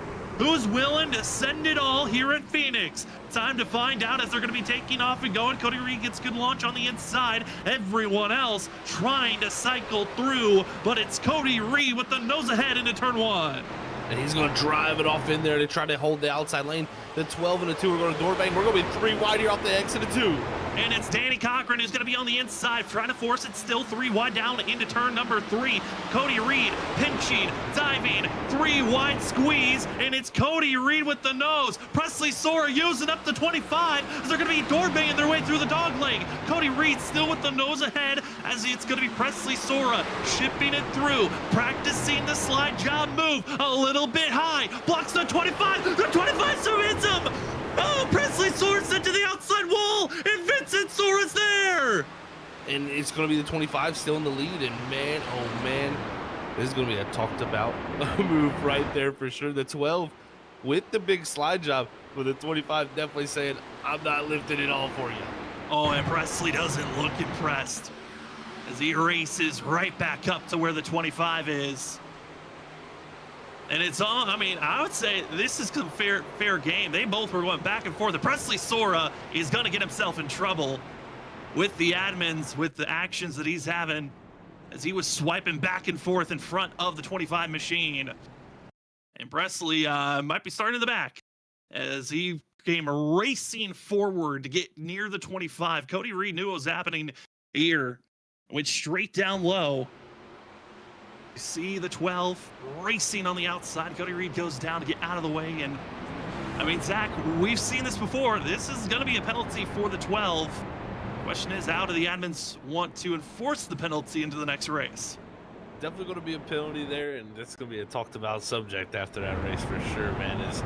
This is opened up Pandora's box, so to say, folks. Is now you got Vincent Sora on the front row. Danny Cochran still in 3rd. Now Jarrett Talmadge up the 4th, and Nick Crawford in the 5th. So it's opened up those doors. John Forbes still back there in 6th. But if you're Vincent Sora, you know you got to win this race. And I think we just seen that the gloves are off, so to say, when it comes to how we're going to race for this. So, I mean, this could get a little bit ugly or mixy, so to say, folks. Talked about vintage, getting to see the likes of Cody Reed, Danny Cochran, John Forbes racing up front. That's old classic vintage ISRC drivers have always been up there. But man, was that some vintage ISRC racing as well, seeing our front runners getting into it. Cody Reed, Presley Sora. Sora obviously wanted to find himself in the victory lane. Not going to be the case here tonight for Presley, but his younger brother Vincent Sora, a chance for his championship hopes to still be alive. The 15 has to win tonight for there to be a mathematical chance for him to win the championship next week at Chicagoland. John Forbes, who looms in 6th place, he's just hoping to finish near the top 3, and he'll be happy with his evening. He beat Vincent Sora with winning the stage. He's already ahead of the 15 based off of bonus points if you take away the win bonus points that are out there. So the 11, he's happy with anything inside of the top 5 at this moment, as long as Vincent Sora doesn't win. And remember, Cody Reed is John Forbes' teammate, so he's probably going to try to do everything in his power now to allow Vincent Sora to win. So this is going to get wild, so to say. This is what they say pressure makes diamonds. So I think we're about to make one, because this is about to be pressure packed, and definitely one to note, because it is the end of the season here. It's all everything on the line. Drivers know what is available to them, and there's going to be no second chances. So you got what you got, and you're going to have to give it everything here if you want a chance if you're Vincent Sora. Penultimate race of the season. We've seen this happen before here in this truck series. The ISRC Lara Productions Truck Series. We've seen potential wrecks. We've seen some mad dash moves to get into victory lane. And here tonight, Cody Reed, willing to do anything to get his 2nd win this season, his 3rd in his career. He's going to have some heavy hitters around him with Vincent Sora, Danny Cochran, who both have their own mentalities. Vincent Sora, teammate of Danny Cochran, needs a win. First championship hopes to still be alive. Danny Cochran is still out there trying to find himself a chance to get his first win of the season. There is a lot out there that they're looking for on how this race is going to be changing here tonight. Is it for glory for some? Is it heartbreak for others? It's time to find out as the ISRC Lara Productions Truck Series Race number 5 of 6 in the chase is about to conclude. It's going to be a 3-lap shootout. Do we need overtime? Because we got 3 attempts needed in our back pocket. The Snowy Desert 155 enters the restart zone. It's Cody Reed with a great launch for himself. Now the teammates of Sora, Cochran side by side. Nick Crawford also in the mix as they roar down into turn number 1. They're 4 wide further on back, but here we go. It's the 2 of Danny Cochran trying to get to the inside groove. The 2's trying to get himself up here to have a chance for victory, but his teammate Vincent Sora on the outside is going to have that preferred spot. Watch out, Nick Crawford also coming into the picture. Here we go, though. Coming off of turn number 4. It's going to be 2 to go here, Sam. The 15's got to run. Huge block by the 2 of Danny Cochran. Vincent Sora first chance. Big bumps going all around for 3rd place. But Vincent Sora trying to go to the outside. Cody Reed putting a late block on the 15. And the Ricken behind. Caution is out. Cedric Hunter and others all involved in the one who sneaks through. John Forbes in 6th place. Oh, man, this was chaos farther back there. And definitely shook up our finish because it was, almost 6 wide at one moment there. We had Cedric Hunter, we had Ali Fonseca, Michael Miller. We're going to get to see this. This is wild right here as they come off of 4. Everyone who's been struggling here tonight, and we're involved with incidences, well, they get a couple of more as they go screaming off the exit of the dog leg. 4, 5, 6 wide, and everyone wants to get involved as they wreck down into turn number 1. Oh, man, that one is... no space for that many trucks, and they all came together right there on the entry. And really not surprised to see that with some of the moves that some of these drivers made. And it's late in the going, but man, it's tough to make this. You see that it really started with the 99 Michael Miller to get into the corner loose, hits the 13, and that kind of stacks everybody, so to say, up. And then from here, everybody's going to come together when they try to rejoin the track with that main truck side by side. And it's going to be the 24 Molly Fonseca required damage. He's heading to pit road to get service done. A few others also going to be joining him with Christopher Norris, and a couple of others also just going to go into pit road to get service done in total. But for the field, they have now officially entered overtime. We've got 3 attempts if needed. As overtime, rules are pretty simple. It's 2 laps to go when we go back to green flag racing. If we go green and we make it to 1 to go without a caution flag thrown, we will then finish out this race. But if there is a caution thrown in our first lap once we go green, that will bring us to our 2nd attempt, or even our 3rd if the same thing happened in that 2nd go. 3rd attempt's slightly different. We'll get to talking about those rules if we need a 3rd attempt. But we're in our 1st, and Zach, we saw the aggression. Cody Reed, Vincent Sora, they were willing to make some late moves down into turn number 1. I'm nervous for this restart as well, because we also saw Danny Cochran willing to force 3 wide. It's still wide open, and I don't know why. I got this inking feeling Nick Crawford, John Forbes, Jared Talmadge, they might be in the prime spot for a victory here tonight. I got that feeling in my gut, Sam, that something bad might happen here, and not to say anything bad is going to happen, but just I think everybody's going to be going for it. And when you have that, if we didn't have that yellow flag right there, it was going to be interesting coming off of 2 this last time with how they are racing coming off of taking the 2 to go. So if anything, Reed's just got to hold on. But if you're Vincent Sora, this is your last chance and opportunity to fight for a championship. So a lot is on the line for these 2 drivers, and we're about to see what they're willing to put on it for. Ali Fonseca required damage for himself, was able to get into pit road and get the service done. It's still in the lead lap. Same for Norris. Presley Sora is back into pit road to get more damage repaired after his spill that he had with Cody Reed. And other drivers getting service done. Also looks like Tyler Dangler getting a little bit of service done, but he is still 11 laps down. Top 15, waiting for this go. And we know there's so much on the line for this race. Cody Reed wanting to grab his 2nd win this season, 3rd career win. These wins have been so meaningful for Cody, who every race likes to tell us that he's going to win it. He's got a chance, but it always feels like a mistake goes away that throws away a chance that maybe he could have won a couple times in a row. And if you look at the past, a lot of times when Cody feels like he has a solidifying chance to win, It's the driver directly behind him that's the one that takes that win away or puts the 25 in an odd spot. The 15, racing for a championship, he needs a win to stay in the hunt. The 2, Danny Cochran, he wants to get his one win this season that has been looming and hurting. Could it be tonight? Or will it be one of the drivers waiting in the wings that take the victory away if a mistake happens?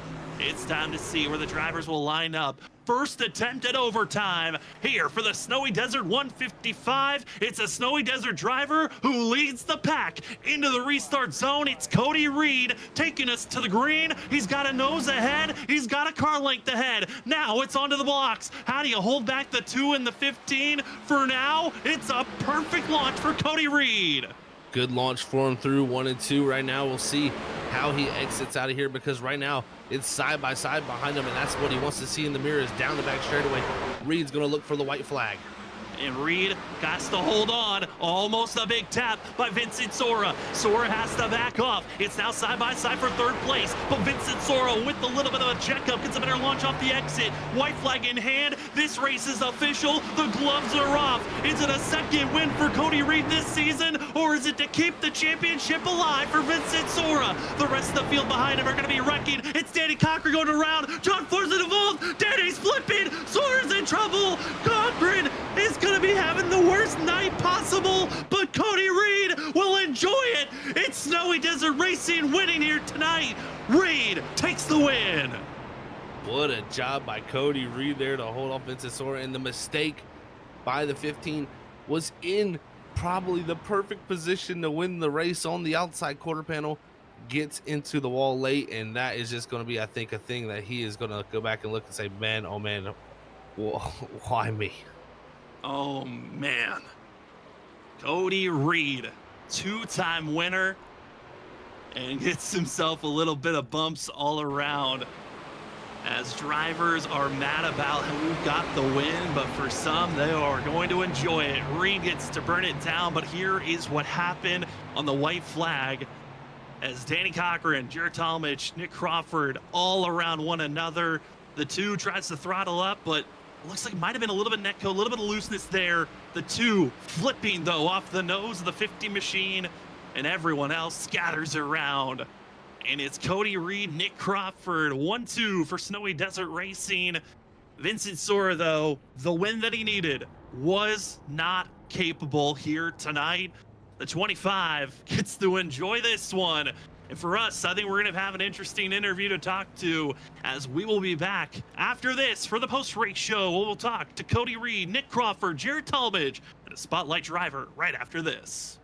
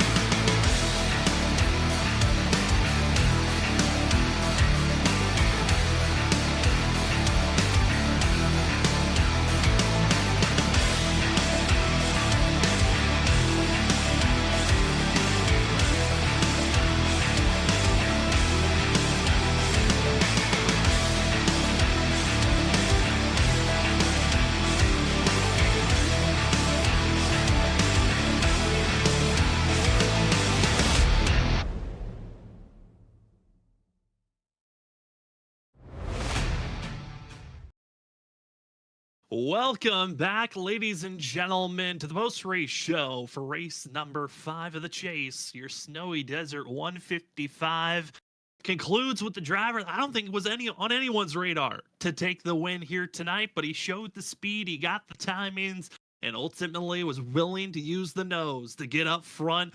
Cody Reed going to be the driver that finds himself a 2-time winner this season, 3-time overall in the ISRC Truck Series. Cody, like I just said, you were not a driver on the list that we thought maybe was going to take the victory here tonight with all the pressure, with all the storylines around other drivers. But man, how does it feel to be a 2-time winner in a season and neither of them were a road course? Dude, I feel great. Both of them kind of had similar stories though. Like I kind of got really lucky with how the cautions laid out. Like I definitely had speed all race, especially during the second half.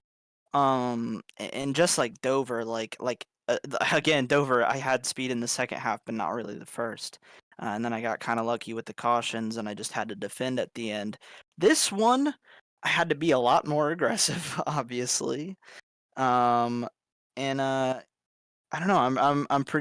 I'm really happy about it. I feel like I've been leading at the end of a lot of these over the seasons, and I've been moved out of the way, or I've messed up on my own, and I don't want to take that crap anymore. I want to be aggressive. I want to win these things. I don't care about the playoff positions of other people. I don't care if I'm 100 points back behind John Forbes. I want to win races, and that's what I did. Well, you definitely pulled that one off, Cody. Congrats on the win, man. And the big thing I was gonna ask you is that white flag lap. It got a little bit dicey too. Even there, you got Vincent getting to the outside quarter panel. What was going through your mind there? Because I'm sure you didn't expect him to put it in the wall like he did. Man, I was really scared when he got to my outside. I thought I had a huge lead going into turn 3 with 1 to go, because I saw that Vinny and Danny were side by side. I think Danny might have let him go. I'm not sure. But he approached really quickly coming out of turn 4.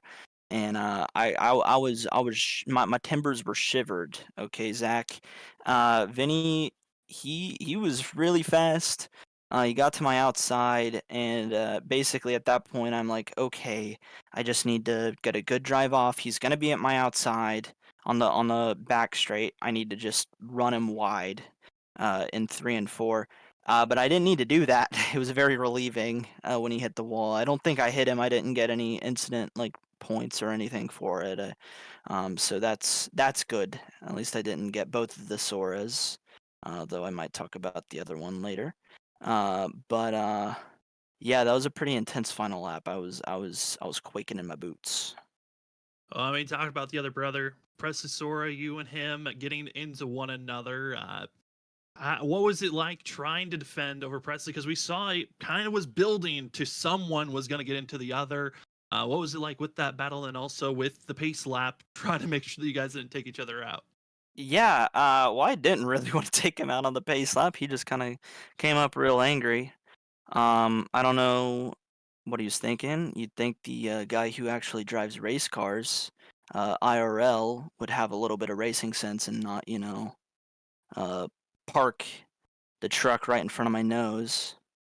Um, but yeah, I'm not gonna let up for stuff like that, especially this late in the race, this late in the season. I want to win, and I'm gonna do whatever it takes. And I mean, if it was more of a clean slide job, if he had a little bit more momentum in the middle of the corner, maybe I would have tried to cut under him.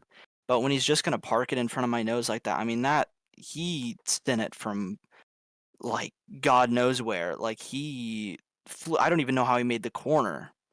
So he really parked it in front of my nose, and I'm not gonna take crap like that. And it was the move that won me the race. If I didn't do that, I would have been shuffled back. So I'm sorry that he wound up not finishing probably where he deserved. He was running well all race, but I'm not taking crap like that. Well, Cody, you didn't let it get by you. You found yourself in the victory lane. Congratulations on that. And before we let you go, the floor is now yours. Yeah, I'd like to thank my teammates. They were very supportive in those closing laps. I would like to thank whatever happened with Ollie and Thomas and John that brought out that caution because that really saved me. Um, I'd like to thank my dad. He was watching this race. He was hyped. I'd like to thank you guys for putting on a fantastic show. I can't wait to watch it all night and tomorrow. Like rewatch it like 30 times. Um, and yeah, I'm glad that a Snowy Desert driver won the Snowy Desert 155. That's pretty awesome.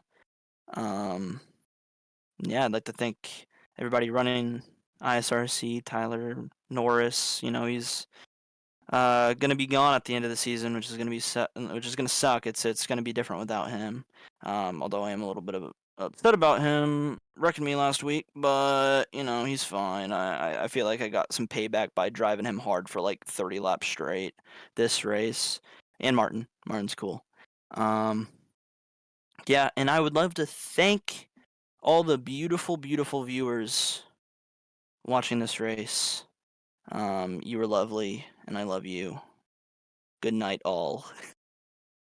Well, that will be your victor here tonight in the 25 machine of Cody Reed. Cody, congratulations on your second win of the season. Enjoy this one, and good luck next week at Chicagoland. Yeah, thank you. As we will be moving down to second place to the other Snowy Desert Racing driver, as we will be talking to second place finisher in the 74 of Nick Crawford. Nick, you're one of the drivers that had a unique night. Starting in the back, had to work your way forward through traffic. The time of the yellows helped you out, some of the wrecks as well. How are you feeling coming away second here tonight? Oh, Sam, I was so unmotivated to race tonight. It's just, basically being out of reach with the championship, and this track isn't that fun for me, and it was kind of boring early. So it was nice to come away with second place. I got really lucky. The strategy, I was trying to make it on fuel. I wasn't going to, but it helped in the end. But yeah, it's definitely an interesting night, especially kind of from a spectator's point of view. I was a driver out there, but I kind of felt like I was watching everything and listening more than anything. Definitely was a wild night out there, Nick. And like you said, a very tough track. Just describe to us how tough it was to pass, because we've seen like people got track position that didn't have it earlier. They kept it. It just seemed like some of the best trucks all night couldn't even get forward. Yeah, it's once you got back in the field, it was impossible to make gains. I remember, John was leading the race, and then a little bit of strategy flip happened, and he was back 2 spots in front of me, and I was saving fuel. So uh, the truck was hard to drive in traffic. You couldn't really get anywhere. Even when you were saving tires, it didn't really equate to anything later on in the run. And anytime you lose, it was impossible to make up. It was like the tires didn't have grip on all four corners. So it was a tough truck to drive, and probably kind of led into me not really wanting to drive that much. I mean, Nick, we saw all the attempts of trying to hold position here tonight. I know next week the points are going to be very close on John if he just needs to show up or if he just needs to have a minimum position to finish. How are you wanting, though, to finish for yourself for the last race next week at Chicagoland? I think I looked at the standings here. I know Vinny is pretty close when it comes to points. I'm 52 back from the leader, 29 back from Vinny. So honestly, just holding third place. I know Presley's right there, 5 points behind. So at least getting in the podium, getting some prizes from the league would be nice. But uh, Chicagoland, I've heard mixed things about it. So next week is kind of trying to be a team player. I think as long as John can get stage points, he's basically got it wrapped up. So kind of just celebrating as a team. That would be 3 SDR championships in a row here in this series. And not including Zach's championship. That'd be like 4, I think. So it'd be pretty cool if it happened. Well, Nick, it's been a fun season to watch. Great performance here tonight. And before we let you go, the floor is now yours for any other shout outs. Always got to shout out my beautiful wife. It is finals week in school, so she's going through it. Of course, shout out to her. Shout out to my family if they're watching. a shout out to my teammates that we've been in it for a while now. Things probably be changing at the end of the season with Norris retiring. So um, look forward to that. Shout out to you guys for putting on a great broadcast and the admins for putting on a great league. It's really fun. I love the drama and it's picking up. Last race coming up. I can't wait. But we'll see next week how it all goes. This should be a good one next week. Well, Nick, congratulations on second. Enjoy this one, and good luck at Chicagoland next week. Thanks, guys. We talked about how Nick Crawford, as well as John Forbes, as well as Jarrett Talmadge, are going to be drivers that could maybe take advantage of some of the incidences that happen. Well, one of those drivers did take advantage to move up into third. I got Jarrett Talmadge with us. Jarrett, I mean, you had an interesting night, showed some good pace at moments. You come away in third here tonight. How are you feeling after your performance here this evening? Pretty good, honestly, to come away with third. That was a tough one to get, though. I mean, there was a lot of people that had speed. It was really, really hard to pass. And I mean, final restarts are going to be final restarts every time, aren't they? Definitely was wild there, Jarrett, man. Great job getting through all of that wildness there for sure. We talked to Nick and I asked him about, how his experience was tonight trying to make passes. How was yours? Because it definitely looked super tough. It was rough after like the first 3-4 laps. When that yellow came out, when I tagged Presley and we all restarted in the back, I could follow Danny up through, but then I know Cedric let him go, and I just got behind Cedric, and I just could not pass from there on out, and I was just stuck there the rest of the race. It was extremely tough. I mean, Jarrett, one more race left in the season for yourself. What is the ultimate goal for this final race? And how have you felt about this season as a whole for yourself? Well, the final goal is to win. The season's been pretty shambolic. Been a rough one. We've had good runs. We've had speed to win, gotten taken out by people. We've had horrible races like Road America. But I guess just to win, all I got to do is drive through somebody, as you saw tonight. So maybe we'll do it next week. Well, it sounds like for sure. But Jared, before we let you go, though, the floor is now yours for any other shout-outs. Yeah, shout out to Thomas, teammate. No, he had good long run speed tonight. Kind of got messed up with the strategy there. Shout out to you guys for putting on the broadcast, and shout out to everyone that runs the league. Well, that'll be your third place finisher here tonight, the 61 of Jarrett Talmadge. Jarrett, enjoy this one, and good luck next week at Chicagoland. Thank you. As we move from third place, we're going to go to our spotlight driver, another driver that had to march his way up through the field, starting in the back. We got the 13 of Cedric Hunter with Cedric taking away a fifth place finish. I know this track is not your favorite, but how are you feeling coming away with fifth place here tonight? Yeah, this truck is definitely garbage. It's pretty bad. So are the trucks. I feel okay, I guess. So I get in the top 5. I mean, yeah, I've had a pretty crappy season, so feels good to, I guess, do something. Just anything is nice. Only 1 week left, man. I'm freaking counting down the days at this point. It's definitely been a tough season for you, Cedric, but tonight was a good job from you to really pull yourself through it all, through everything.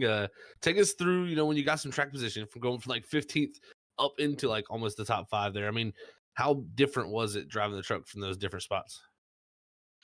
It's kind of interesting. Like, I felt like whatever position I was in was kind of the pace I was running in. Like, when I started the race and I was pretty much I did start dead last. I had almost dead last pace and I couldn't do anything.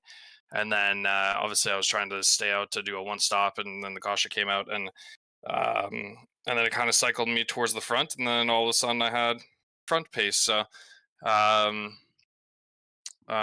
guess, and even on those restarts, kind of, it seemed like the further that I fell back, the slower I was getting. So that was kind of weird and interesting, and I don't really have an explanation for that. But I would have liked for it to be a one stop, but I'll say that these guys in this league are nothing but consistent, and by that I mean it's pretty much the same guys that wreck people every week. And yeah. Well, Cedric, one more race heading to Chicagoland. What is your goal for heading into a track that we know is going to be we're expecting it to have a little bit similarities of pack racing, but how are you feeling about heading into this final? Hopefully I can win. My goal is just to get to 11 p.m. on Monday, and just taking a break for the off season, man. Again, hopefully I can win. We're gonna do whatever we can. To be honest, I have no idea how it's gonna race. I would imagine maybe like Vegas, but maybe a little less pack racy, just with the bumps and everything. So it'll be interesting. I mean, I feel like we've been pretty decent on the mile and a halves this season, but strategy and a little bit of luck is gonna have to be in play, I think, for us to have a good finish next week. But we'll do what we can and just try and make it to the last lap there. Or hoping that you can make it to the last lap as well. Cedric, before we let you go, though, the floor is now yours for any other shout out. I appreciate it, man. I want to give you guys a huge shout out as always. You guys do a great job. Thank you to everybody for tuning in. Thank you to my teammates. Teammates have been great. I've had a lot of fun racing with them this season. I know majority of them, if not all of them, are not coming back for next season. Yeah, thank you to the consistency of everybody in the league, and I'm sure we'll probably bring on another couple cautions next week. Well, that will be your 5th place finisher here tonight, the 13 machine of Cedric Hunter. Cedric, congratulations on a top 5. Enjoy this one, and good luck next week at Chicagoland. I appreciate it, man. Thank you. As we move from 5th place, there's one more driver that wants to voice their side of the incident, battling for the lead, then gets caught up in the wreck and spill. We have the 12 machine of Presley Sora with us. Presley, I know you wanted to say your side of the incident between yourself and Cody Reed with the 15 laps to go incident. I mean, from your perspective, how are you feeling about the incident and the way this race went down? Yeah, I mean, after dominating the whole race like that, go figure, we're going to have a caution with like 15 or 20 laps to go. I mean, first off, I want to give a big shout out to Danny Cochran, because me and Danny battled for 30 or 40 laps, like tooth and nail, slide jobbing each other, moving each other, just racing the heck out of each other. And it was clean and fun racing. I'm sure you guys loved it on the broadcast. I'm sure everybody watching it loved it. I know Danny and I had fun, and I mean, it was just good, clean racing. But then we have a caution with 10 or 15 laps to go. And naturally, Cody Reed's going to do something different, like always, and line up at the front of the field, which, we see time and time again how that ends up with half the field junked. But then we line up there, and, I'm on the bottom lane, and I timed his restart perfect, as I expected, and then I'm on the bottom after that first lap back green, and really my only move on the bottom going into 1 and 2 is to slide job him.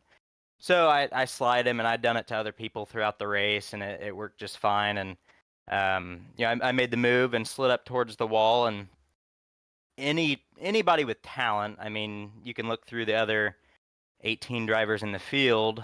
They're just going to hit the brakes and drive under me, just cross me over. But unfortunately, Cody's mind doesn't quite comprehend that, so he just drives through people. So, I mean, like I said, it's not the first time that we've seen it this season. It's happened a bunch. I mean, he did it at Iowa in the final lap there, which actually benefited me there. It helped me secure the win. But I guess, you lose some and you win some thanks to Cody. But it's really just kind of poor. And, I mean, it'd be one thing if he did it. And, I mean, everybody makes mistakes.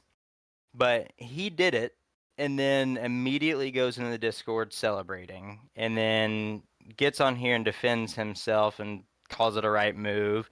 Gets in Discord and says that I'm the one that made the bad move, and it looked like a 98-year-old woman pulling in a Walmart parking spot or something like that. And I mean, it's kind of unbelievable. I would say that the deer that ran out in front of me on the road the other day and destroyed my F-150 probably had about 50% more talent than Cody did in the final 15 laps there. All right, Presley, I'm going to cut you off. Okay, this is getting unprofessional now. I'm sorry, I don't do this very often, but what we want to just know, we're not bashing everyone in that way. Is there anything else that you would like to say about the incident, or are we done? he'll get the same kind of treatment in return going forward. I Okay. will race people how they race me. Any shout outs? You can give them out. Shout out to everybody putting on the league, and you guys for letting me do the interview. Shout out to everybody watching at home, and shout out to Cody Reed for his awesome move tonight. Alrighty, well, that will be Presley Sora in the 12 machine coming away 9th here tonight. We apologize again that we asked for him just to get his point of view. He did not want to give his point of view, just wanted to bash another driver. We get that there is anger and frustration. He proved that he was not willing to be professional on track when he raced up and tried to wreck himself off of Cody. Again, Zach, frustration obviously is mounting, but there is some note of just stating what happened, frustration, but to continue on a little bit too much. Definitely interesting times here right now, man. And yeah, you know, I as a driver know how it can boil over, and it's definitely can always turn into something interesting. But tonight will be one that will be looked back for a while for sure. Well, that is going to be your top drivers, as obviously a little bit of frustration mounting over here tonight, but ultimately victory goes to Cody Reed in the 25 machine for himself. Nick Crawford, his teammate from Snowy Desert Racing, going to be taking second. Jared Talmadge coming away third, with Vincent Sora fourth. Fifth, we find Cedric Hunter. Thomas Green in sixth place after getting spun around. A great recovery run for himself. Samuel Garcia, after having Danny Cochran's nose bounce, using the 50's nose to bounce Danny Cochran around, will come away in seventh, with Joshua Stoffel eighth. Presley Sora falls down to ninth, and Jesse Thornock could be taking a top 10 for himself. Definitely some good finishes for a few guys there, and John Forbes Point Slayer going to finish 12 after that wreck, so it's a tough break for him. Same for Danny Cochran back there in 16th. He had a really good race, performed really well tonight, just unfortunately caught up in that late race incident. That's how it can be on these late race restarts. A lot of drama mounting up here tonight. We've seen it in the past in this series that drivers, they just, at the end of the day, everyone's come together for these incidences of so much on the line, looking for those wins late, and it just doesn't come around the way that you want for some. For others, they get to taste the victory, and Cody Reed takes that win for himself here tonight. But we do have future races to be leading up for as we find ourselves here moving to Wednesday nights. We have the WSSR Cup Series getting ready for racing action, as those drivers have been giving us quite a show on Wednesday nights. Don't want to miss it, as we will be heading to Nashville Super Speedway. Then, if you want some more chaos, we're heading down to the desert to Las Vegas to go check out race number 12 of the Shoney's Doghouse Cup Series. Plenty of great racing we can see throughout the week, as we cannot wait for it. I know the holiday break is just around the corner, but we will be back next week for more ISRC Truck Series action, as we will find ourselves with the season finale and crowning a champion next week. It's crazy to think, Zach, that season 7 is already coming to a conclusion next week at Chicagoland. It is wild to say, man. It is flown by, and that's how these seasons go. And next thing you know, it'll be the next season right around the corner. So yeah, it's definitely going to be fun to see how we can go crown a champion and see who can get it done. Maybe John Forbes 3 in a row, or does something crazy happen that allows someone else an opportunity, such as Vincent Sora. Who's going to take the crown? Who's going to take the victory tonight? We got to see Cody Reed find himself into victory lane. Some people are happy with the move that he made. Others obviously frustrated with it, but it gives the 25 the win ultimately. But for us here tonight, thank you so much for joining with us on your Monday evening for the ISRC Larry R Productions Truck Series. Chase race number 5 is done. Your Snowy Desert 155 winner goes to the 25 of Cody Reed. But for us here this evening, I want to say thank you again for joining with us on this hectic Monday night. For myself, Sam Dyer, for Zach Hall, for Robert Moyer Jr., and everyone else a part of Freaky Fast Broadcasting, thank you so much for joining with us. We cannot wait for more racing action next week, the last race of the season. Who will hoist the championship? We'll find out at Chicagoland. But if you want to see more racing action before then, we will see you Wednesday night with the WSSR Cup Series. Can't wait for it. That'll be our next Freaky Fast broadcast.